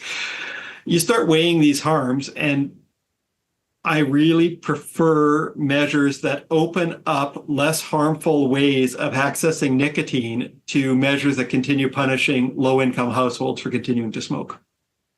Well, that raises an interesting point there, and it's probably not your wheelhouse being an economist, but you can understand the effect of advertising. Like if you take, I remember you didn't used to be able to advertise alcohol on television, and then somewhere in the past they decided to allow alcohol advertising, and we had the famous DB draft ads with the horses trotting along, delivering beer and all of those things. At the same time that we did that, we banned advertising of cigarette products because they're harmful, right? And I couldn't really work that out. But then when you look at the low uptake of heated tobacco products in New Zealand and you start to dig into why that is, where you end up, or where I've ended up, is that the manufacturers of these products, which produce a substantially less harmful product, are actually not allowed to advertise their product. And so it's almost a secret that there are alternative pathways for smokers to contain, there's all the social aspects of it and hand movements and, mouth to cigarette, all the rest of that sort of thing, that habitual habit forming. Yep. Those things remain, but they're using a much less harmful product, but we're not allowed to tell anybody about that. And in fact, it's even worse than that. As the minister said to me earlier, the retailers can't say to someone who's come into their store, maybe you'd like to try this, it's less harmful. They're not even allowed to say that to people. Yeah. It's utterly crazy in my mind. Now, if I'm remembering right, I think even the FDA has allowed heated tobacco in the US to say that people using it will have less exposure to the harmful chemicals that come from smoked tobacco. I don't think that they're allowed to say that you get better long-term health outcomes, because that hasn't really been shown yet, because long-term isn't there. But I think that they are able to say that it has less exposure to the toxic constituents that you find in tobacco smoke. So it would be nice if people were able to put up the things that are validated by the science on it. So I expect that you're right that would be part of it. I would expect also, though, that it's been the rapid uptake of vaping here that has meant there's been less space for reduced harm alternatives. Well, they're not allowed to advertise vaping either, right? That's the thing. The vaping products aren't allowed to be advertised either. Yeah, the whole progression towards legalization on vape is an awful lot of fun for New Zealand. So here, I think that we did well because we started off with an almost illicit market that embedded itself before the rules got set. Yep. So here, if we think back a few years, National had been talking about legalizing vaping, and nobody had come up with a reg framework for it yet. And National had a members bill that they were starting to think about building a regulatory framework. Meanwhile, in the background, quietly, people were starting to get access to vape, and a community was developing. Okay, so you had a lot of people who were vapers by the time the government came around to setting a regulatory regime around it. It is easy to set a very restrictive and prohibitionist regime on something that few people are accessing and using. It's harder to set a very restrictive, prohibitive one around something that's got a well-established user base. So because a lot of people had successfully stopped smoking because of vaping by the time the government came to setting rules, and in part, this was facilitated by the court ruling. It's a court ruling around HEATS. So if you remember this one, it is Ministry of Health versus PMI, where the government had always held that vaping was illegal because they were claiming that the nicotine of it in it couldn't be proven to not be from tobacco, and any tobacco that was not a cigarette was prohibited under the Smoke-Free Environments Act. So this was the Ministry of Health position circa 2016. So you only really had gray market vape at that point, because the Ministry of Health viewed it as being illegal, but they wanted it to be legal because there were some sane people there. You had this court decision in PMI that said that the restriction in the Smoke-Free Environments Act, where you had the comma or other oral use, so you had a line in it that banned chewing tobacco, comma, or tobacco for other oral use. The judge said in that ruling that the standard legal way of reading these things is that it's restrictive, that it has to be substantially similar to chewed tobacco. It couldn't be something that's entirely different from chewing. And there's nothing in heated tobacco that's like chewing. You're puffing on a heated tobacco stick. The same is also true for vape, and the same is also true for snus. You don't chew those. The oral exactly just fit in between your lip and the top. Yeah. 15 minutes later, you have a headache. Exactly. So the ministry's position was legally untenable. So then vaping really picks up because it was obviously not illegal. And they finally then get a regulatory framework around it, which is pretty reasonable. And the ministry, which had been asserting that snus was illegal, finally put a change to the Smoke-Free Environments Act saying, okay, no, actually snus is definitely illegal. We're going to specifically prohibit it, where previously we've just pretended that it's prohibited. I guess one final bit that I might want to get into on vape. I've been disappointed in in the government on this one, where they've been concerned about youth uptake of vaping. And they've been trying to hit this through two channels. One, increased enforcement on retail, which is fine. Like, you don't want retailers selling to under 18s. And if they want to do more enforcement on that, great. The other way that kids get smoking, get vape, is through social supply, through friends and older siblings. And instead of doing a sensible thing, they are trying to ban disposables. And disposables are useful for especially elderly people who can't fill a vape tank. There are cohorts that will have difficulty with the ban that they're putting in. And these are people who had shifted away from smoking. If the government really were concerned about youth vape, they should probably be hitting social supply. And we've got a framework for that. So if you look in the Sale and Supply of Alcohol Act, it is illegal for an adult to supply a minor with alcohol unless they have the parent's permission. So a parent can give alcohol to their child. Yep. The publican or someone else can if they've got permission from the parents. And that's like a reasonable framework for vape too, because you would want it to be legal. Like if my kids started smoking, I would want to give them vapes so that they weren't smoking anymore, right? Yeah. Parental supply that way should be allowed. Supply with parental permission could also be similarly allowed, and otherwise penalize social supply. Like that's the first thing you should be doing if you're worried about youth uptake.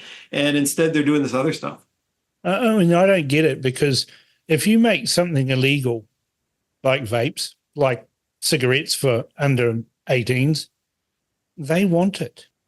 Drinking is illegal for under 18s, but they still get alcohol, they still get cigarettes, they still smoke cannabis. Just because you've got a law doesn't stop people doing it. And, you'll probably agree with me here in that prohibition's never worked anywhere. Now, I got a mate who says to me, no, Cam, every time he hears me say that on the radio, he texts me, says, you're still wrong, Cam. Prohibition has been successful in only one country that he's aware of. I said, what's that? And he said, China, where they just lined up all the opium dealers and executed them. Right? But no, we're not prepared to do that. But that's how prohibition on opium worked in China. That's how they did it. And alcohol prohibition in the U.S. did reduce drinking. It had an awful lot of other bad consequences, but it did reduce drinking. Like you could see it in alcohol-related liver cirrhosis. There have been studies looking at the reduction in that with U.S. prohibition. But there are all kinds of other bad things that come with it that you probably don't want. Yeah, the mafia, bootlegging, products that are actually infinitely more harmful, with things made with methanol, for example, rather than ethanol, right? But 1 liter makes a lot of difference. One will kill you, the other one might. Yeah. There's a whole lot of things that come from that. And so this is why I'm really exercised about finding out, let's remove the emotion from all of this. Let's deal with the facts, right? And where I'm looking at it from, we're a world leader in smoking rates. Right? There's a lot to celebrate about what we're doing. What we seem to hear is all this negativity. And I'm trying to work out, hang on a second, if we were getting the spectacular results in education that we're getting in stopping people smoking, you would have the teacher unions dancing on desks, saying, yeah, everything we're doing is working. But what we seem to have here is a whole bunch of people that have moved from smoking cessation to wanting to make sure nicotine is nowhere in the country without actually realizing that nicotine is not actually that harmful. It's addictive, yes, we all agree on that, but it doesn't kill you. And that seems to me to be illogical, because their arguments are designed to actually keep tobacco products in New Zealand rather than wean people off tobacco products, which I would have thought would have been their goal. And I struggle with this. I really do. I think that they had taken Varel's reform as being a world-leading victory in their version of tobacco control. So we were doing things that nobody else had done yet or was likely to do. It looks like the UK is picking up some of what Varel had promised. And that one seemed to be by bipartisan consensus there, that the Tories were pushing it and the Labour looks like they're going to continue with it. But nobody else was doing this. They liked that version of things. And if you have worked your whole life in that area towards that kind of goal, and then it flips by surprise in a coalition agreement when it hadn't really been campaigned on. And there, I think that it wasn't that these guys were bought out by the tobacco industry. It was that Act and National were opposed to it to start with, Act and New Zealand First were opposed to it to start with, and New Zealand and National were a bit split, and then saw the fiscal consequences of telling anybody who smokes that they're going to have to go to the black market if they want to get a cigarette. Yeah, I mean, ACT is coming at it from a purely libertarian point of view, right? Yeah.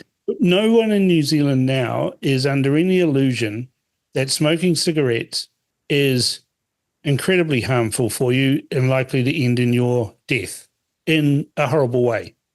That's not pleasant. Oh, they've been called coffin nails for 100 years, right? We've had so much education about it that we're at the point now where, and this is why I look on excise tax on tobacco, I call it a stupid tax. Right? Yeah. Ouch. It's a bit mean, right? But if But people have choices to make, and you can stop smoking. It's difficult, although, again, I facetiously say, look, it can't be that hard to stop. I know people have stopped hundreds of times. Right. Well, it's easier to stop when you open up more options and let people find what works for them. And that's what makes me nervous about bans on specific flavorings and on opposing opening up. Yeah, that flavoring harmful argument, channels. right, that's nonsensical as well. Because which one? The flavoring argument. Oh, yeah. So this is how it goes usually from the University of Otago. They say, oh, no, we have to ban flavored vapes because that makes vapes a gateway into cigarette smoking because of the flavors. They get used to the flavors like bubble gum or I don't know, unicorn sprinkles or whatever the flavor is, right? It's not tobacco, it's not smoke. And then once they're hooked because of the evil nicotine, they'll then transfer to smoking cigarettes. Right. Well, that doesn't make sense. Right? If you've got something that tastes nice, why would you go to something that tastes awful? No human on earth would do that except these morons who are saying that's their argument on flavoring. I guess the only way that suppose that I always try and see try and steel man an argument, right? So what's the most defensible form of it? So on that one, suppose that the government followed some of these bits of advice around restricting the maximum nicotine concentration in vape so that you prevented high intensity smokers from being able to successfully shift into vaping because they can't get the same hit. If you pushed that allowable level down far enough, you could imagine people flipping from low nicotine vape to something. If they start wanting higher intensity, and the only way to get that is in tobacco or in smoked tobacco. I don't know why you'd want to set policy that way, and I've not seen evidence that people want to ramp up the intensity of concentration. Usually, at least with people quitting smoking, goes the other way, that you start off high concentration and ease your way down. Maybe you could try and make an argument that way. It seems ludicrous, though. The more sensible arguments around flavorings have been around that it is very difficult to predict what happens chemically when you heat these weird mixes of constituents that make the flavors. So all of these flavors are these weird mixes of chemicals that behave. You aerosolize them at high temperature. Maybe something weird happens, and you can't quite tell for all of these different flavoring mixes. And I had thought that New Zealand had come to a fairly reasonable regulatory solution on that one. So the New Zealand rules are that rather than seeking pre-approval for each product formulation, you're instead having product notification. So the manufacturer has to report to the Ministry of Health, here are all of the things that are in our flavorings. So that if somebody starts reporting a bunch of weird effects from a combination of these chemicals that go into making the flavorings, then they can just check down the list and say, okay, well, that means this flavor, this flavor, this flavor, and this flavor will get them withdrawn from the market. So that seems kind of reasonable, where it's probably impossible to do the test on all the different permutations that you might have without really tying up the market. Yeah, I mean, it seems to be one of these emotive arguments that doesn't have any empirical evidence to support it. And that's what I think we're seeing increasingly, emotional arguments, moral panic type arguments. Well, sure. To justify increases in taxation or restrictive policies for products that are actually less harmful. I mean, just on the FDA, for example, they've had multiple studies that have shown, and these are FDA released and approved studies that show that smoking 1 to 2 cigars a day has a negligible negative health effect on you, right? And yet we've got a tobacco tax regime that says that smoking cigars and pipe tobacco is only 20% worse. And now, if you're going to smoke 10 cigars a day, well, you've got a lot of time on your hands. Right? Yeah. That's about 10 hours of smoking. It's probably a bit weird that cigarillos are in the same category as cigars, because they seem an awful lot closer to a cigarette. But no, because cigarillos, the wrapper is tobacco, and inside the wrapper is just tobacco. There's no additives in cigarillos, so that's the differential, right? So cigars and cigarillos have no additives. The only component in each of those products is 100% tobacco. There's nothing else.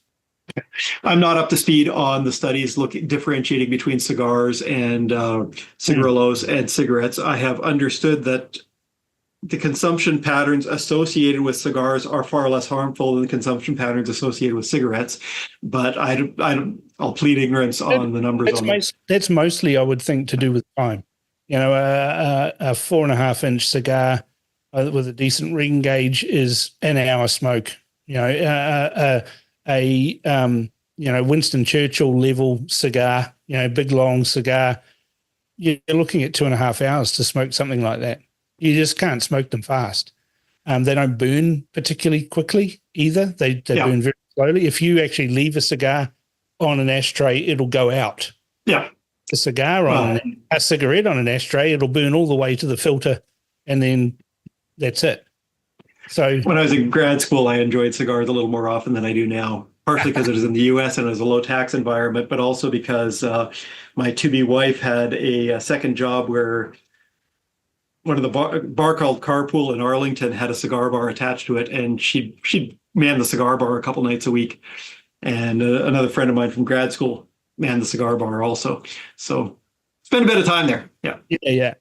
But overall, though, just we've gone in and out of excise tax and very dry economics. And I actually think that when it comes to these sorts of policies, an economist is a better policy person than someone who's using emotional triggers to get what they want. But overall, though, we're actually doing well as a country for stopping people smoking. And I hope that we don't backslide on it with the coming restrictions on vaping. Well, I mean, I guess all they can do is lobby MPs about it. They've got to care enough. But, we know what happens as soon as you start lobbying on things, you get labels and then you get people attacking you, and so people don't do it. So, well, I'd expect that it would have to come from the vaping community themselves. If you're a vapor and you depend on disposable and cartridge-based systems that are going to be prohibited, you should probably check into that. And, I don't use either. If it's big nothing burger and it'd be easy to shift over to tanks, then you could probably let the select committee know about that. But if it isn't, then you'd probably want to let the select committee know about that too. Yeah. So as a final sort of comment after all of this discussion around tobacco controls and things like that, what do you think we're doing right, and what do you think we need to avoid? Well, we've done very right in setting a liberal regime around vaping.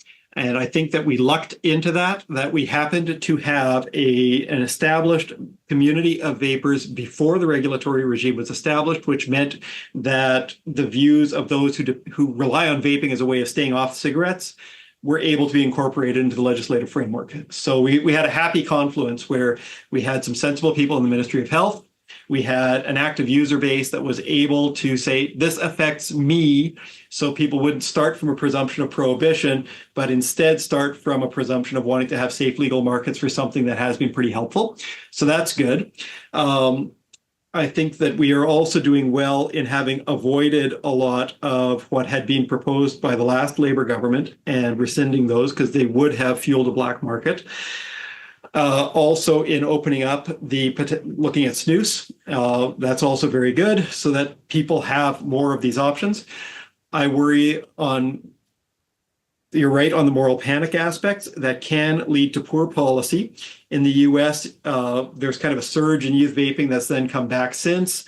It'll be neat to see what happens in the New Zealand data. There has been a surge. How much of that is self-reversing, we'll find out whether it's a faddish thing. To the extent that government wants to worry about it, they should be looking at social supply rather than at what they're doing now on disposables, which will have broader consequence than just the cohort they're trying to target. So hopefully we're able to avoid moral panics. It's been disappointing watching some of the media fueling of those. If you'll recall, I think it was circa 2018, there was what they were calling EVALI in the US. So it was obvious really early that you had some contaminated THC vapes where people were using vitamin E acetate as a thickening agent to make people think that there was more THC in it, and that was driving like a whole pile of very severe health consequences. Like Radio New Zealand here was portraying it as being like vaping rather than, which everyone would understand as nicotine, rather than being illicit black market THC vapes that were adulterated. So that's not helpful. And it's resulted in studies in the US showing a lot of people not understanding that vaping is a lot safer than cigarette smoking because of some of the fear mongering around vape. I hope that we can avoid that. To the extent that we've got a larger user base, it's easier to avoid it, but yeah. Well, it's been a really fascinating discussion, and I'm glad you've come on the show because, we need to cut through a lot of the emotional stuff and start looking at policy solutions that are sensible, that are actually enforceable as well.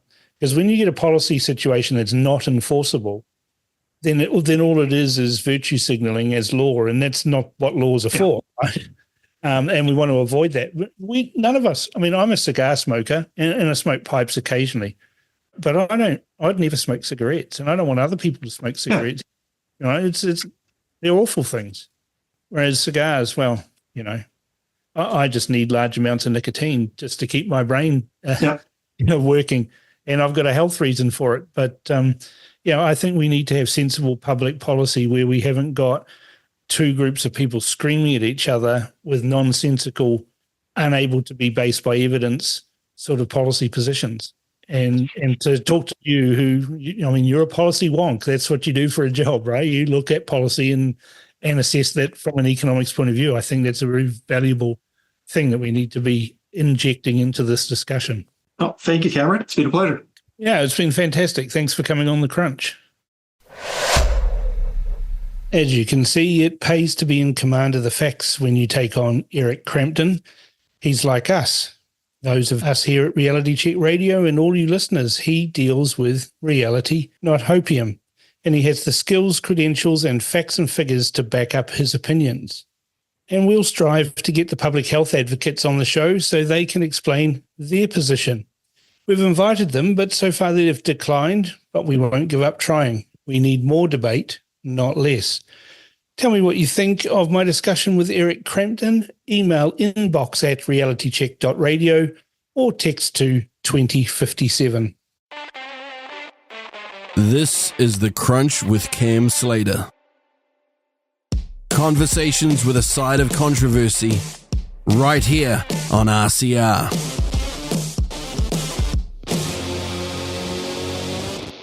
Now it's time for Cam's Buddies. This week we'll find out what they think about their observations of the health of the economy, what their friends are saying, where the pain is, what have they seen recently, are there any patterns? My producer has them all lined up and ready to go. Let's go now to Cam's Buddies.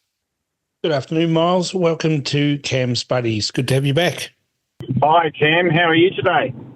Oh, box of fluffies, as usual. Now, tell me, Miles, you're in retail. What I think I'll do is I'll ask each of the buddies tonight how they think the economy's going. As I said, you're in retail, so you'll be at the sharp end of the stick. Yep. Retail sure is the sharp end, and it's very difficult out there at the moment. People have shut their wallets. People have decided that they have to calm down, back off. People haven't got any confidence and they're not spending as a result of that. So is it general malaise or is there something specific you can put your finger on? Well, I kind of think it's a combination of quite a few things happening. August typically is, cold and miserable month, and winter is never a good time for retail. I also think that there's been a lot of change recently. The government has decided finally to do something with the massive spending, and they have cut their spending. And you could argue it's not enough, or you could argue that it's causing too much pain. And I think the most important thing that I notice is that mortgage interest rates have risen significantly. And once mortgage interest rates rise significantly, people have a lot less free cash in their wallets. And I think that people are hurting. And one of the things I was thinking about was the number of for sale signs on houses that I've seen. And that's a telling thing that you can just observe in your own local street. How many houses are for sale? And really, people are hurting. I've heard that some banks are saying to people when the interest rates go up, they go and talk to their bank and they say, look, can we go to interest only? And the banks are saying to them, sure, you can go interest only, but you have to put your house on the market. Yeah, I think the banks are playing hardball. Well, they always get paid, don't they? Always. Funny that. I was also talking to my brother, and he's in farming, and he said that he has basically stopped spending, but the one bright spot on his future sales is that the beef price has gone through the roof, and he is basically thanking God that the beef price is up, because he'll be able to sell his big beefies, and that'll mean it'll get him out of a really tough patch. Yeah, things must be pretty tough, though, because the Reserve Bank has finally dropped the official cash rate. They must be seeing the contraction in the economy and realise that the increasing interest rates that they've basically had several years of hammering us with have led to a constriction in the economy. We need to have more money back in the economy, but I'm not seeing the interest rates flow on particularly quickly to the banks. I haven't seen great big advertising campaigns where they're saying that they've reduced their rates. It looks like they're milking it for as long as they can. Yeah, I was just about to say, I think that the banks have missed out on that message. But I think the other thing is that there's quite a bit of a trader mentality amongst people that I know. And, I trade people for meat and fish and other items that I trade. And I think it's actually quite a comment that people are now saying, oh, yeah, hey, do you want some sausages? I've got some fish.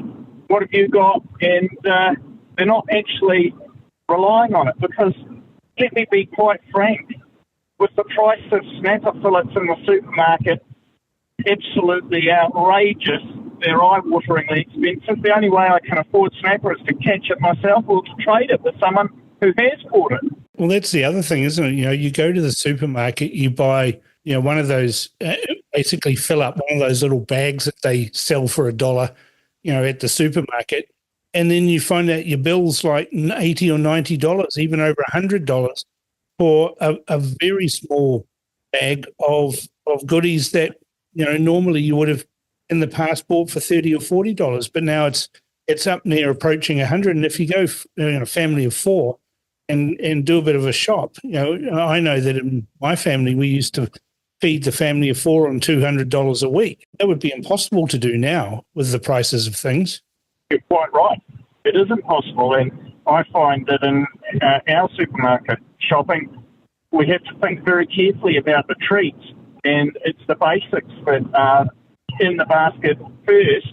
And the treats, well, you know what? Sometimes we just do without. I mean, in what reality, apart from the one we're living in, is $20 for a block of cheese sensible? I mean, we've got cattle and cows up the wazoo. We keep getting told by the Greens we've got too many of them, and yet we've got basic products that are exorbitant. Even butter. I mean, you get a 500-gram thing of butter and it's like $7.50. It's eye-watering. It is eye-watering and it's outrageous. And I just don't buy the poppycock that Fonterra has sold us about cheese, butter and milk. Oh, we have to pay the international price. That's a load of bollocks. My feelings with that are closely mirrored with the meat. We've got enough lamb and beef wandering around, and yet, strangely enough, we have to pay prices for our lamb that are higher when the exchange rate is taken into account than you can buy it in London. I mean, a block of Anchor butter, I've just looked it up on the Woolworths website, block of Anchor butter, 500 grams, Billy Basic Anchor butter, $8.50. Who can afford that?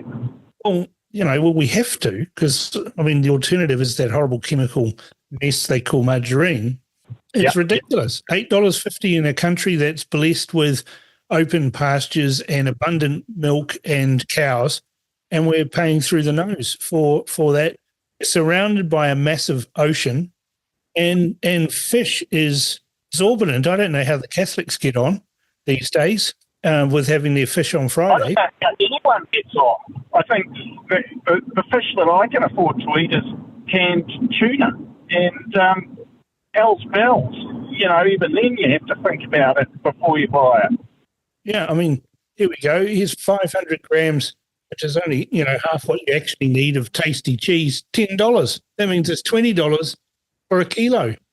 Things have got to come to a head, and I'm not exactly sure how all this COVID logistics pricing that forced the price of even the most basic goods out of the shopping basket simply because it costs too much to transport it.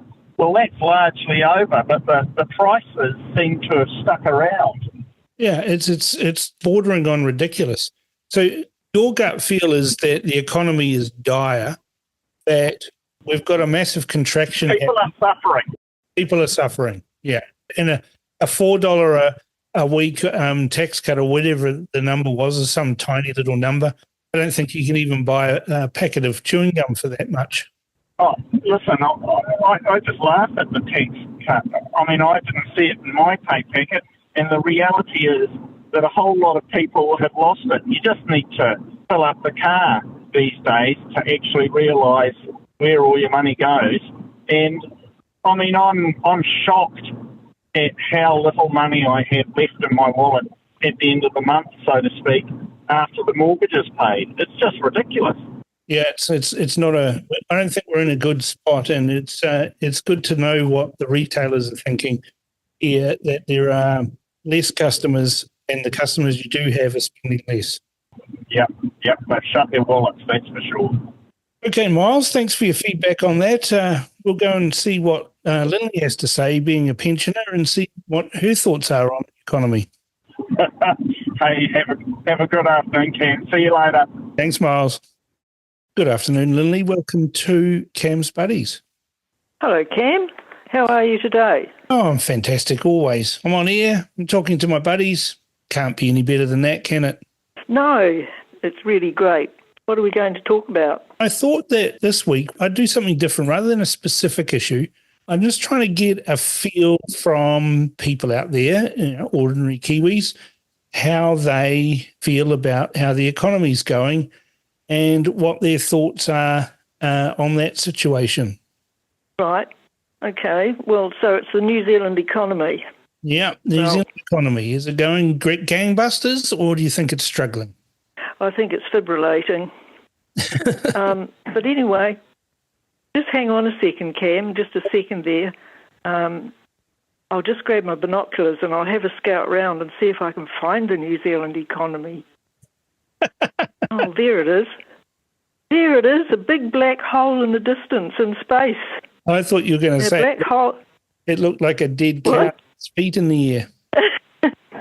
No, but black holes are extremely dense, not thinking of Luxon at all, of course, with such gravitational pull that not even light can escape their grasp.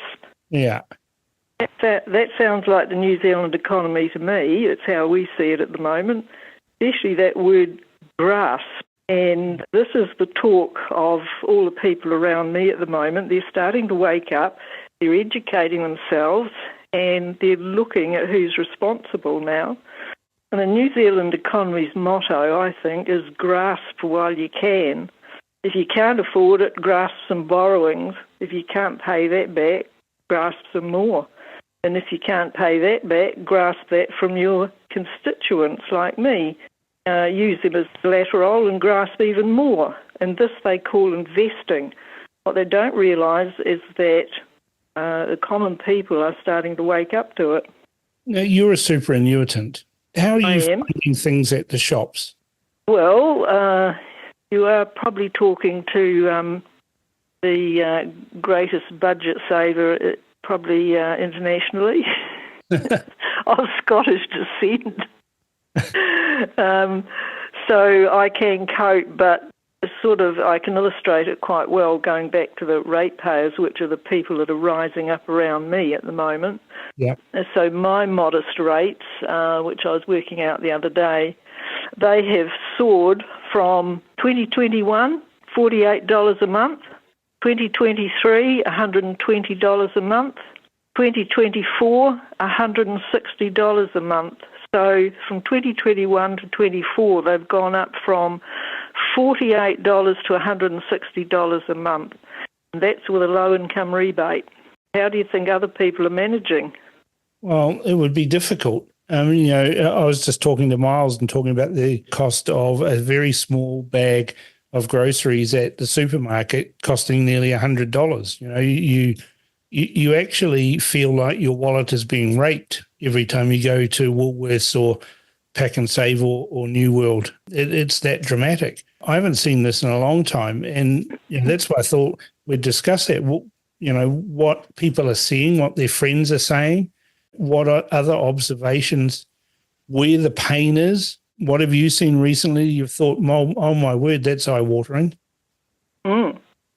Well, shopping, in my opinion, you get hold of your trolley nowadays, and it's a white-knuckle experience. And it's really the government's out-of-control borrowing is the problem. And I like you, I reckon $100 is the new $10 in value.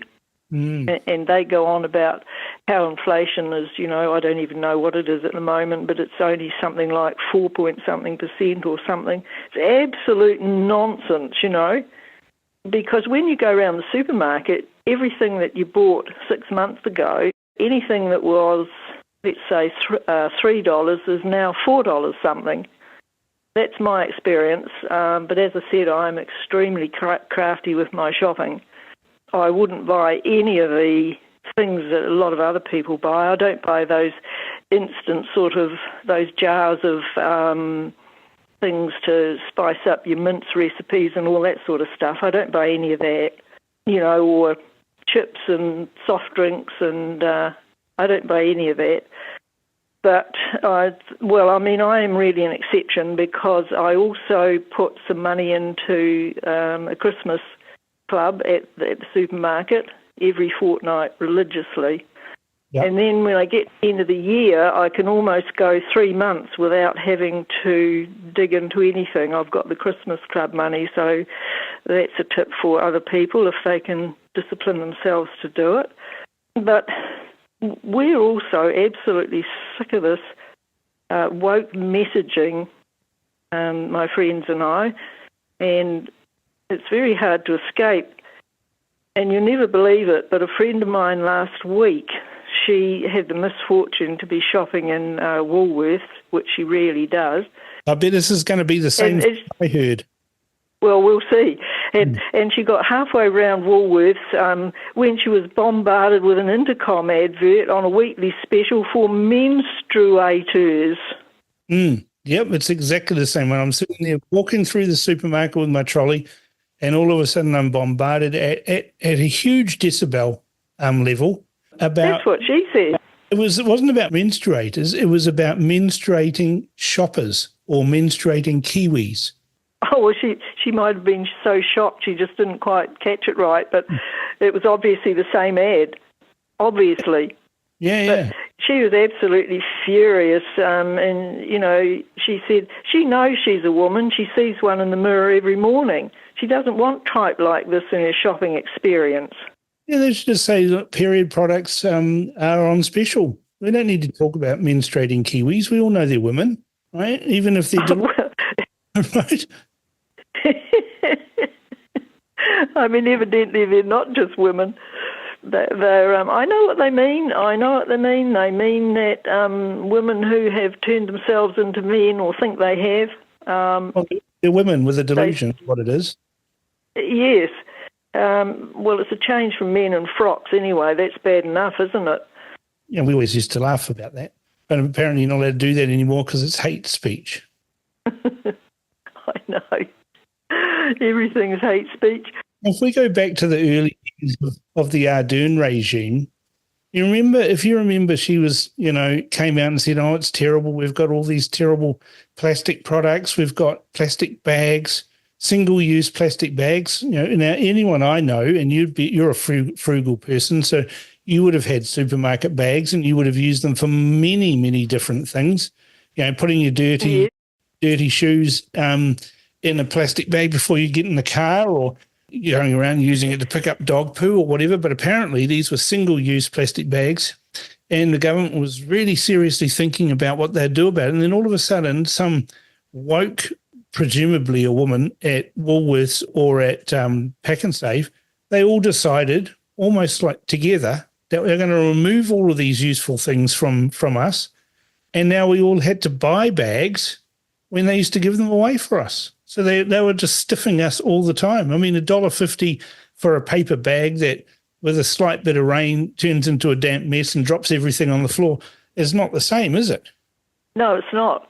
But those paper bags, they're sort of reconstituted, whatever you like to call them, and that's why the paper itself is just so pathetic. It's probably 2, 3, 4 times round the clock, that stuff.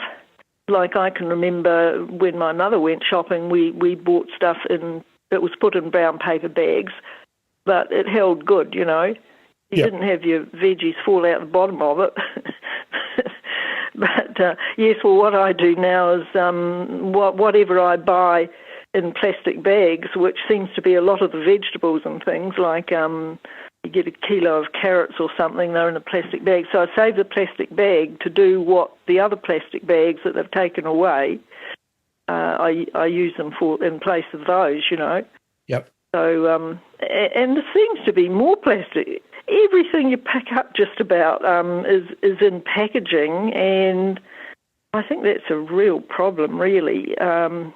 I have been out to the Cape Valley waste management outfit here, and, they have a truck and trailer unit pulls up there every 3.5 minutes. And they're those absolutely monstrous trucks. They're monstrous. And that is all bulldozed under the ground. And because you can't see it, well, no, it's not there. No, you can't see anything there. No, but someone will dig I don't think in 1,000 years and it'll all still be there. Well, that's right. And it's got to leach somewhere, Totally. Doesn't it? Is there any for us, though, Lily? Can you think, with your frugal mind that, would you like to make some suggestions to Nicola Willis and Christopher Luxon about what could be done? Because it seems they sit there in their ivory towers and their nice shiny leather seats and say that they're working for us, but it doesn't feel like it, does it?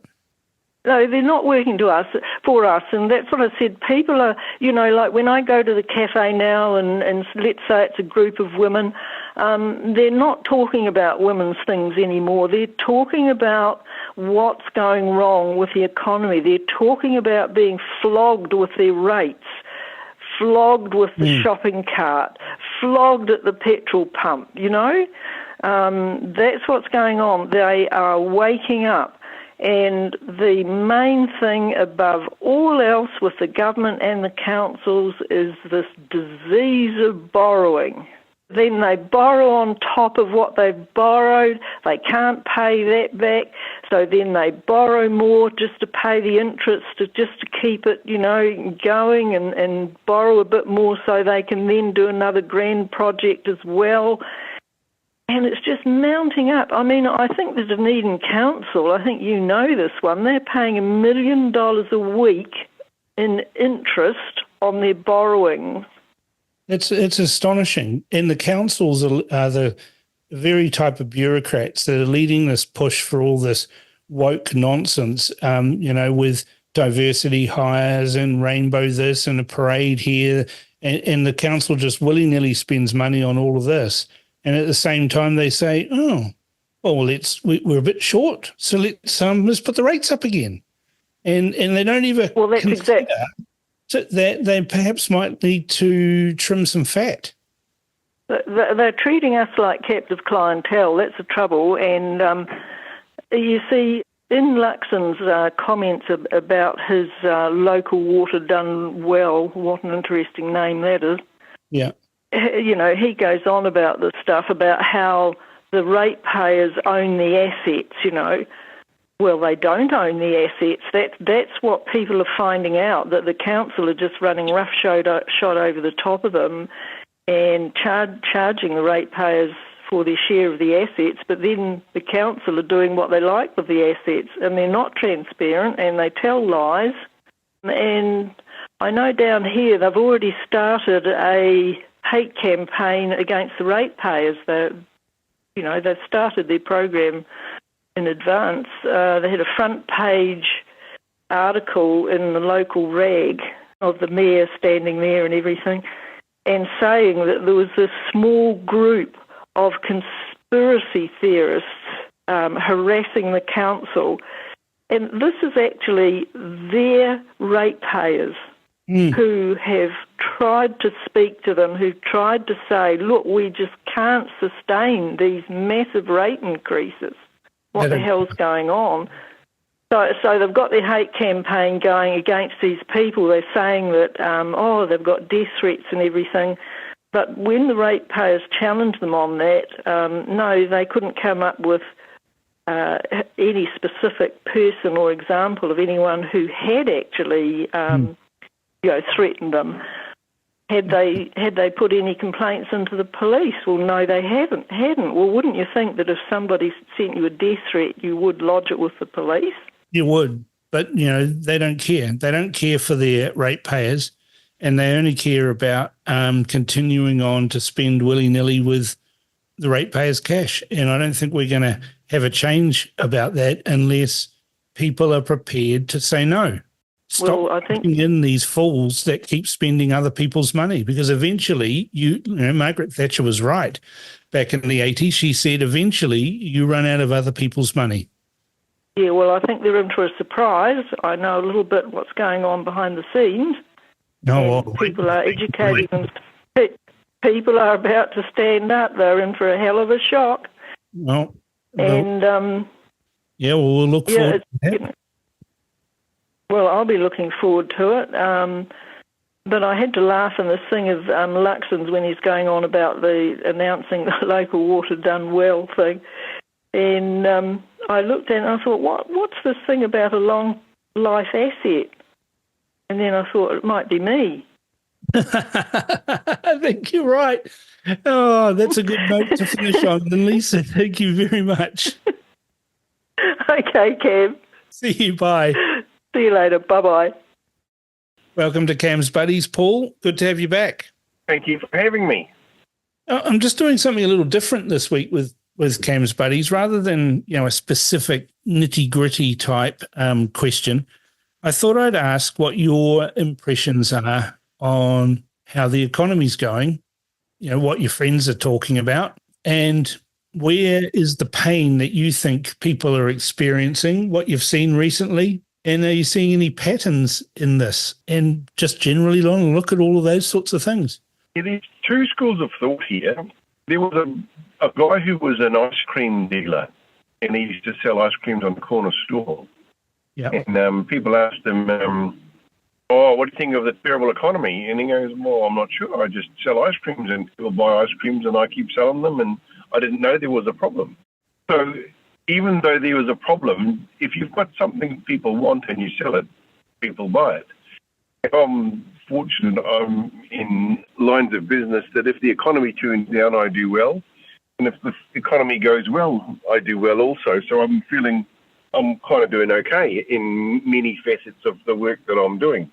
Having said that, I've talked to a few people that are in a more of a luxury business, so that the things that people buy with their disposable income, if they don't have any disposable income, they don't buy. And so as such, they're feeling a bit of a pinch.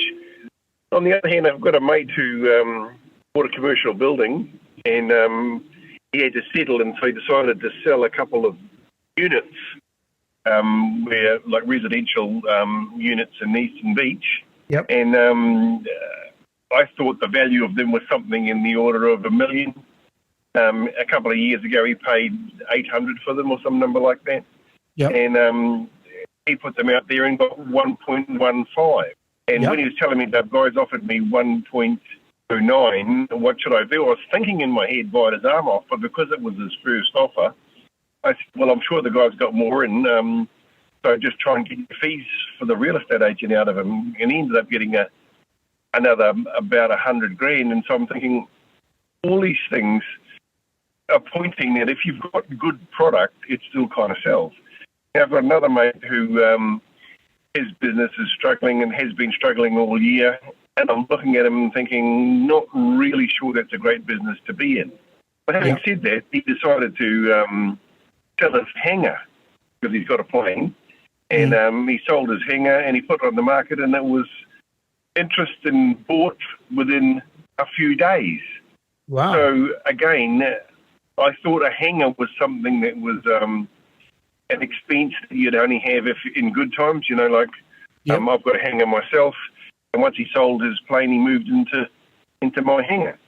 And I've got another friend who decided that it might be a good idea to sell his plane so that if things had a bit of a downturn, because he was experiencing a bit of a downturn, he's got good staff and he wanted to make sure that he didn't lose any of them. So he's been paying them regardless of what work he had, and he sold his plane for the ability of doing that. And all of these things tell me that some things are tougher, and I think the building industry, with the interest rates doing what they're doing, the building industry has now taken a bit of a hit, a slowdown. So if you're selling anything that's related to the building industry, I think there's a lot of cheap caution there. You know, that there's some cautionary tales where people are not getting the cash flow that they used to. And if you've got a business that requires a lot of borrowing, well, cash is king. So in some of the businesses where, you know, you live on borrowed money and growth, they're a bit tougher at the moment, I think. Yeah. But in the businesses that I'm in, they seem to do all right in either side of the street. Things are going well. In one part of my business goes well. If things are going poorly, then another part of my business goes well. So I'm I've planned for it so that I did that deliberately, so that at any given stage of the economy, I've got something that people are wanting. Yeah. So would you suggest then maybe if people stop listening to the news and reading news websites about the economy and hearing all the wailing and the people complaining about the economy, that they might just go and buy the things that they need when they need them and not worry? Yes, I'm 100% behind that as a concept. I think because the election in the US has caused problems with the Biden regime, because of that, world wars, fuel prices have gone up, interest rates have gone up. So we're feeling the effects of being in a democratic, or Democrats being in the government in the US has got a trickle-down effect that is affecting us badly. If the Republicans were in there, we would be a lot better off. Now, other people will say that that's not correct, but their businesses are the ones that are struggling. Also, if you've actually planned for some of these things, if you plan that I don't want to be geared more than this percentage, I don't want to be in a position where I have to have, like, if no one pays me any more money for another 2 years, I'll still be fine. And that's a good position to get yourself into. And we're all able to do it. We sometimes our wants outweigh our needs, and we make some decisions on want instead of need, in which case, if we hadn't have done that, things would be a lot better. But having said that, I still do a reasonable amount of consumer spending, and I'm getting a few bargains at the moment. Yeah, I mean, I've got a few mates in the car industry, and they're telling me things are absolutely dire, where they haven't sold cars on the lot for quite some time. I think you know somebody in the car industry as well that things are a little bit slower than they have been, particularly with companies that are rolling over leases rather than getting new vehicles and that sort of a thing. And I've always viewed the car industry as a bit of a bellwether in the economy, that if people aren't spending money on cars, then things are really tight. There's a bit of a complex business there, because there was waiting lists for Toyotas, for example. Yep. And I've got a Toyota on order at the moment, and I haven't been given any indication of when it might be. And because there's less new Toyotas coming in to New Zealand than there has been, and it's because of the waiting lists, and there's chipsets that are unable to be gotten. So because of the they can't make things, and this is all a bit of a taken this long, I guess, to have it fully rolled down from when they weren't working during the COVID lockdowns.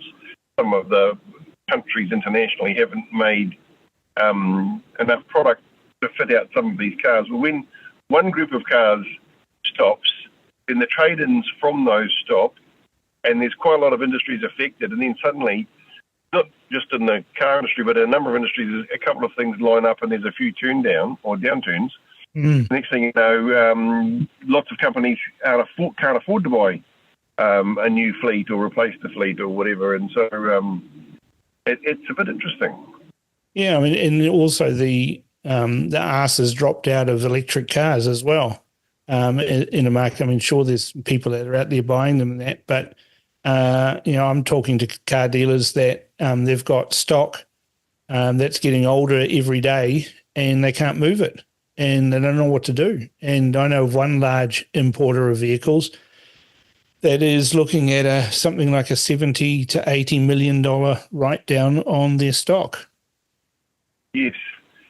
I mean, the government has unexpected consequences on a lot of the decisions they make. So this current national government said, we're going to put a road user charge on all these electric vehicles. Well, it makes it not worthwhile buying an electric vehicle or a hybrid vehicle with those road user charges. They were a win, because you were getting to drive a lot of places for not much. But now it's as cheap to use petrol or diesel.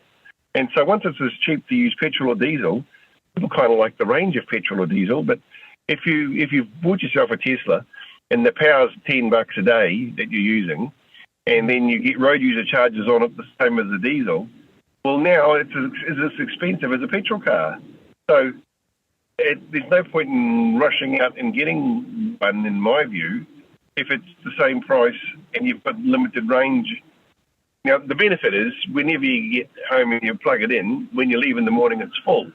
So that's quite a handy thing to have. And I've got electric cars and I've got chargers, but my missus was saying to me that now that they've just reread the meter, because I've done a whole lot of estimates while I've had electric cars, and they've finally come in and reread the meter, I got a $1,400 extra charge for the month for all the catching up of the electric vehicles I've been driving. Well, that'd make a start, wouldn't it, if they got a bill like that? But you're probably looking at it and going, well, okay, that's a bit unfortunate, but you can pay that. Yeah, I found it amusing, actually, that it was a surprise to my wife, because when you add these extra vehicles, if her vehicle and my vehicle and other friend that's been stopping with us, when their vehicle is $10 a day extra, $30, don't have to have many days to get to $1,500. No, that's right. I don't know if there's any way out of this other than people need to be have less borrowings, I guess, and only buy things that they need rather than what they want. And New Zealanders tend to not like to have to make those choices. Well, I think if everybody was to work hard at their job and do their job well, faithfully and diligently, and so that their employer is getting a good amount of work done by every employee, then the risks that they're taking become worthwhile. The next thing you know, the economy's going well again. But if everybody's a little bit on the old, I'd rather be working from home than going to work every day. And when I work from home, if I've got to do the laundry, I've got to do the laundry. And when the washing machine beeps and says, I've finished the load, well, you've got to, of course, put it out on the line. And so lots of these people are saying, oh, yes, I'm working from home, flat strap, but they're doing half days. And so that when your output is less, but you're expecting the same pay, a lot of this, the economy just is less useful. And when government spending's at an all-time high, and I'm liking a lot of what they're doing. They're looking at some of these government departments and saying, well, we should do this and we should do that. But when you listen to Elon Musk, the reason why there's inflation is because government, their checks are always honoured, or their money transfers are always honoured, whether they've got the money or not. So if they do if you work for the government and they get bigger and bigger, then they just print money. So everyone else's money is worth less because they've printed it to pay their bills with quantitative easing and all these sorts of things. And so suddenly there's inflation on board, and now we've got inflation at 6%, or a number like that, or interest rates have just eased to 0.25% down to 5.5% for the official cash rate. So that's like a two-edged sword again. So the young people will do better and the old people will do worse. Because if old people have got money on fixed deposit, and instead of getting 6%, they're now about to get 4%. Yeah, just had a haircut. And they'll be spending less. Yeah. Yeah. And then the young people who've got a mortgage and they're meant to be paying $800 a week and it goes down to $600 a week, then they'll spend that $200. So it's all a bit of a fine balance, really. And I think if we can get inflation under control, if we can get the economy moving just by people working a bit harder rather than talking a bit more. Increase productivity. Yes, these are things that are bound to make things work better. I mean, I'm still eating at restaurants several times a week, and they're not empty. I would have thought they'd be empty, but they're not. There's not plenty of people in them. Or maybe you're just eating at the popular ones. Well, that could be the case, yes. Could be. All right, Paul, thank you very much for your comments on the economy, and we'll talk again next week. Yeah, I'm sorry to have any wise wisdom, but that's all I... No, it's very fascinating. Work hard and be kind to your mother. Yeah. All right. Thanks for your call. Take care. Bye for now. Hey, Jack. Good to have you back. Hey, I was back last week, but you missed me. Oh, well, these things happen. I thought I'd ask you, I'm asking the buddies this week what they think of the state of the economy, what they think is what their friends are saying, what you're seeing around there. I'm really interested because I've got a sneaking suspicion that these, shiny pantsed politicians on their padded leather seats in their ivory towers have no idea what is going on in the economy. So I just wanted to talk to the buddies about that. So give us your thoughts on that, Jack. Well, first of all, according to Paul, I have no friends, so you've only got my word, none of my friends. Secondly, I mean, the economy's been going downhill ever since the Labor Party cancelled all the, the mining and offshore development stuff, with thinking in grandiose thoughts that we didn't need it. Well, we damn well do. Meanwhile, in the background, you got another born-again Christian, unfun-loving person by the name of Stephen Tyndall, who set up all these warehouses and ruined all the little businesses in all the small towns around New Zealand. You had, from my photographic industry background, you had Harvey Norman coming in, selling photographs at half the cost just to get people into the stores and ruining the photographic industry. That put 600 businesses out of business because of that.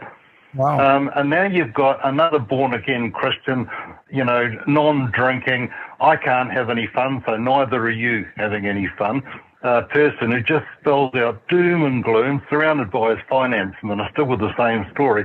I hope he was listening to Joe Biden's speech today at the Democrat inaugural meeting. We need someone that can get up there and fire a bit of passion up, rather than saying, you got to tighten your belt, things are going to be tough.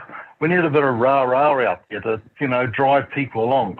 We hinge on all of these words, and we've got this doom and gloom merchant leading us, all words about what he's going to do. Well, let's see. But we're not allowed to have any fun. And when you're not having any fun, guess what? You don't get to do anything. Anyway, that's just my thought. Well, that's the one thing I like about you, Jack.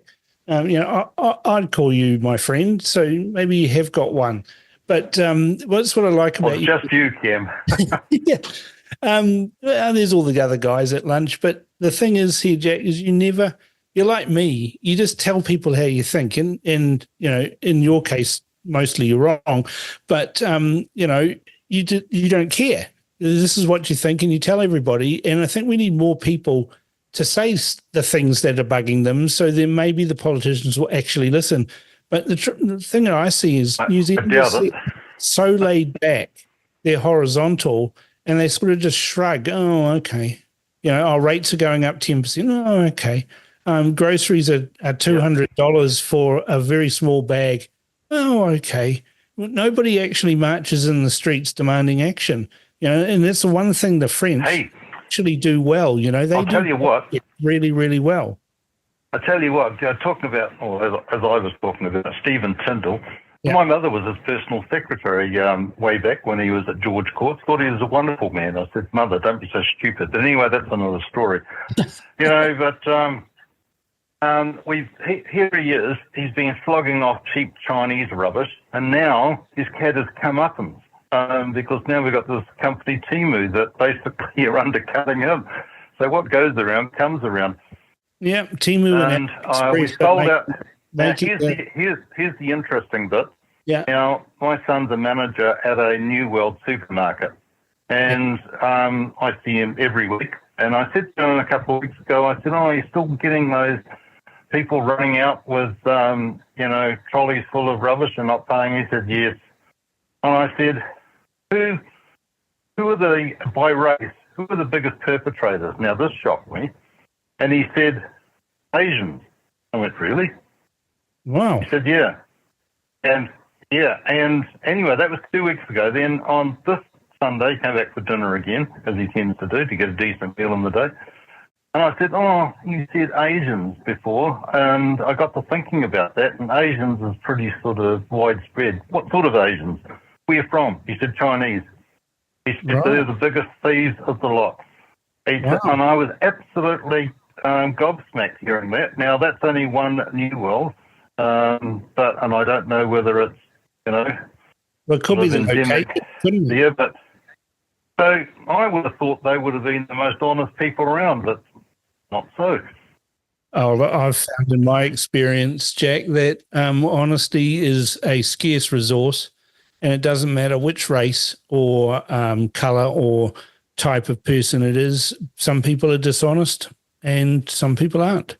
And unfortunately, what we've got in New Zealand is I think we actually have more dishonest people than honest people. I tend to believe you, Cam, unfortunately. Damn.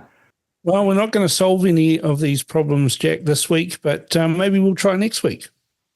Okay. All right. Nice talking to you. Good talking to you too. Thanks. Welcome to Cam's Buddies. Good to have you back. G'day, Cameron. How are you today, mate? It's a beautiful day. All good, mate. All good. How are you, Jimmy? I'm very good, mate. Now, what's the topic this week, Cam? What do you want me to rave about? I want your impressions and tell me what your friends are thinking. Tell me about what you think is the problem. How do you think we can solve it? How you think the economy is going from a man on the street with a couple of kids? I think the economy is dire, and it's more dire than 2010. Wow. I personally haven't seen the economy this bad. I'm in construction, and I know so many tradies with no work whatsoever. They've been busy for 10 years, and they've got no work. We've had tradies ringing the office who we haven't dealt with for over 10 years ringing us. They're just going through their phone, trying anyone. But in saying that, ever since we've had the interest rate drop last week, there has been a little bit more sort of positivity. Well, that's interesting. I think that because prior to the interest rate drop, it was just so grim. People have just got no money. The mortgage rate's too high, or people just aren't buying. Like houses just aren't selling at all. So people build a whole bunch of new houses, just can't sell them. But I actually was speaking to someone today who said that the houses have started moving a little bit, but still very low prices. But at least it's there's a few sales. So it may be the start. We may have just gone through the low, and if interest rates come down more towards Christmas, you may see a bit more positivity, hopefully. But yeah, so as of now, I mean, you just go past restaurants or whatever, they're all empty. There's just no money being spent. People are tight. That's my take. Yeah, that's what I'm hearing from in the car industry and a couple of mates that have been property developers that are now just sitting on what they've got and holding on for dear life. I know of a few big planned developments that have just been shelved. And that credit for car dealers and credit for people in the construction industry is non-existent. No, that's true. And that's why there's just no work. I mean, someone told me that Auckland Council is 40% down on building consents. So, that means the construction workforce has a lot more ability than consents that have been granted. So it's unavoidable that tradies are out of work. And I don't know what they're doing, but I certainly know that the IRD is having massive problems with the construction industry with people not being able to pay their provisional tax because they've had pretty good years the previous few years, and so their provisional tax is high, and they've got no work to cycle through. So it's a real big problem. But I think if interest rates come down and we come into summer and, we start seeing a few positive growth, it should be okay. By this time next year, it might be quite positive. But as of today, it's very negative. You wouldn't want to be selling a whole bunch of houses in this environment. There's just no buyers. Do you think there's a few haircuts? No buyers are prepared to pay. What's that? Do you think there's a few haircuts happening? Oh, yeah, heaps. I heard of someone making a $700,000 loss the other day because they just couldn't sell. Well, the apartment that I bought a property and, the apartment I live in, that was 6 months ago, they put it on the market, right? I'm still in the apartment. They put it on the market for $1.2 million, and now they're begging for offers around $700,000. Oh my God! No one comes to the open homes, and I get maybe one person a week comes through. So I think that things are far more dire than either the government or commentators are letting on, or the Reserve Bank. I mean, inflation must be dead. Jacinda's inflation it's got to be dead. Groceries have got a lot cheaper, right? It just feels cheaper shopping than it did. Groceries are exorbitant. $8 for a block of butter. This is nuts. $20 for a block of meat. I still agree. It's completely too expensive. But there was a while there where it was just crazy, particularly after the cyclone last year. But now I just feel like it's balanced off a bit. And officially meat and vegetables have fallen in price. And then the positive thing is that land prices have come back a lot. So, and also the construction costs have fallen 7% officially. So once people become positive again, it will come away really fast because, there is some really good buys. Well, let's hope so. As of now, you cannot build a house for cheaper than it's worth, so you can't make a profit. That's ouchie. That's ouchies.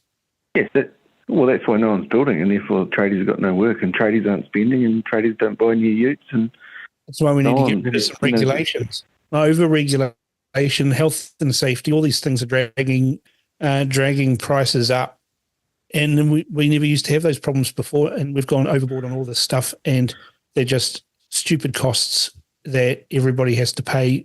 And then we suffer when everything slows down because if you can't make money building houses, you stop building houses, don't you?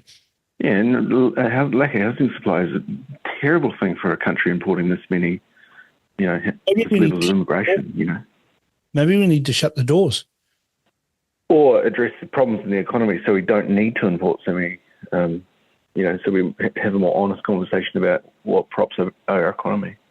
Well, I'm sure that that Christopher Luxon, who listens to John Key rather too much for my liking, will shut the doors on immigration, although Winston might. But we're not seeing any evidence of that. But I guess we just have to hope that these guys know what they're doing. And sadly, I haven't seen any evidence of that yet. We'll never be happy, mate. We're just a couple of moaners. Oh, well, we can moan next week, Jimmy. We'll get you back on and we'll moan about something else. Okay. Thanks, Cam. Thanks, mate. Yes. As usual, it's always interesting to see what the person on the street thinks rather than the politicians. And today was no different. And this is the sort of stuff that politicians and bureaucrats don't see from their state-funded salubrious offices in the Beltway of Wellington. They really should get out more, and perhaps they should call Cam's buddies and get some real truth. Tell us your thoughts on this topic by emailing inbox@realitycheck.radio or text to 2057. You're listening to The Crunch with Cam Slater, right here on RCR, Reality Check Radio.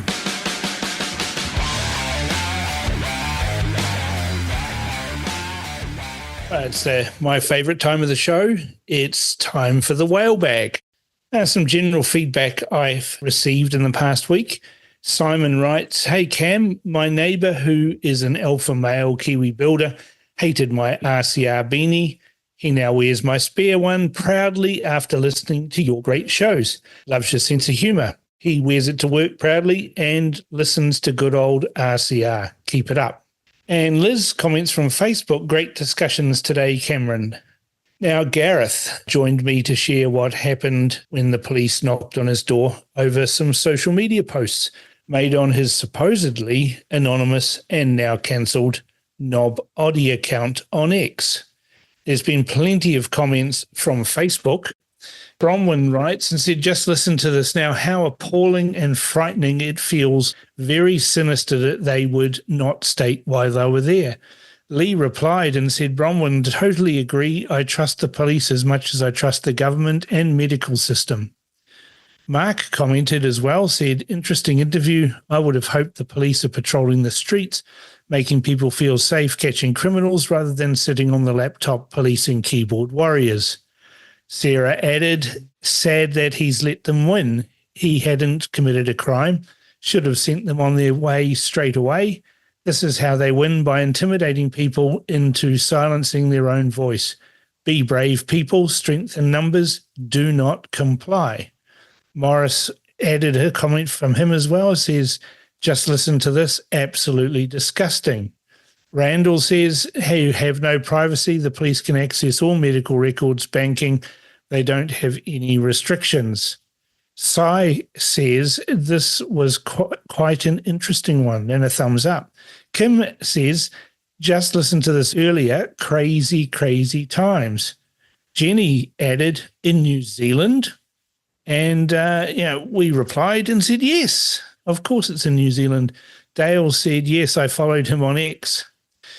Final Facebook comment on the interview with Gareth was, "Just goes to show you how politicised the police have become. Time for the new government to start rooting out these radicals." Yeah, right, I know that won't happen. And I agree with you, Glenn. Jane emailed and said, "Obviously one needs to report a criminal act as a hate crime to get it actioned. After all, they must have hated you to do it." Jan says, "Excellent interview. This stuff needs to be called out, and the police need to be reminded that they do have a code of conduct, and behaving like a bunch of bullies is not acceptable. I also commend your efforts in pointing this and other behaviour out to them. If they want the trust of the general populace, then stop abusing their powers to intimidate people. And how often do they simply not show up when called, yet they can allocate resources to this sort of stuff?" Bonnie writes and says, "Remember, PC was really short for people control. We're thankful for your guest's sharing of his police experience. It was great to have a template on how to deal with the unwarranted visit from police to our homes. We now have a plan." The spokesman for the Council of Licensed Firearms Owners, Hugh Devereux Mack, returned to the show to discuss the sudden appearance of police at Gareth's door on a mission to pressure him about a series of posts on the social network X. And we've got an email that says, "Great interviews with Cam regarding gun-related issues and free speech. Someone clever needs to put together a booklet to advise/inform your average Joe citizen on our rights regarding the police turning up on our doorstep and what to say or not to say.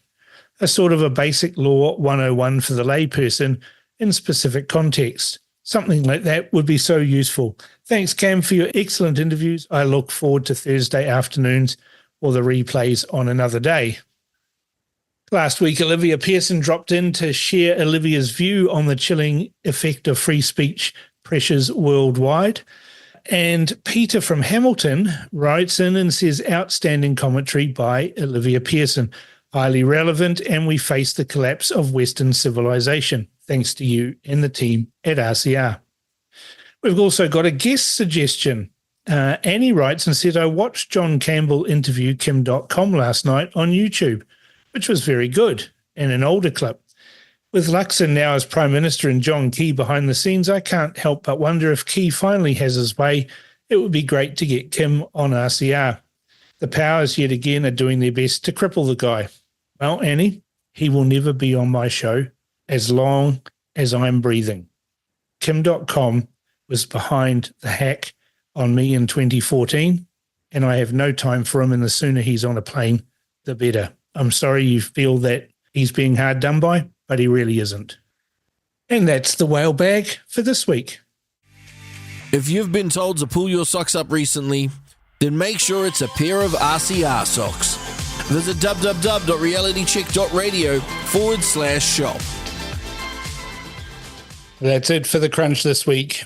I was pretty impressed that Casey Costello has weathered the storm of criticism about changes to tobacco control legislation.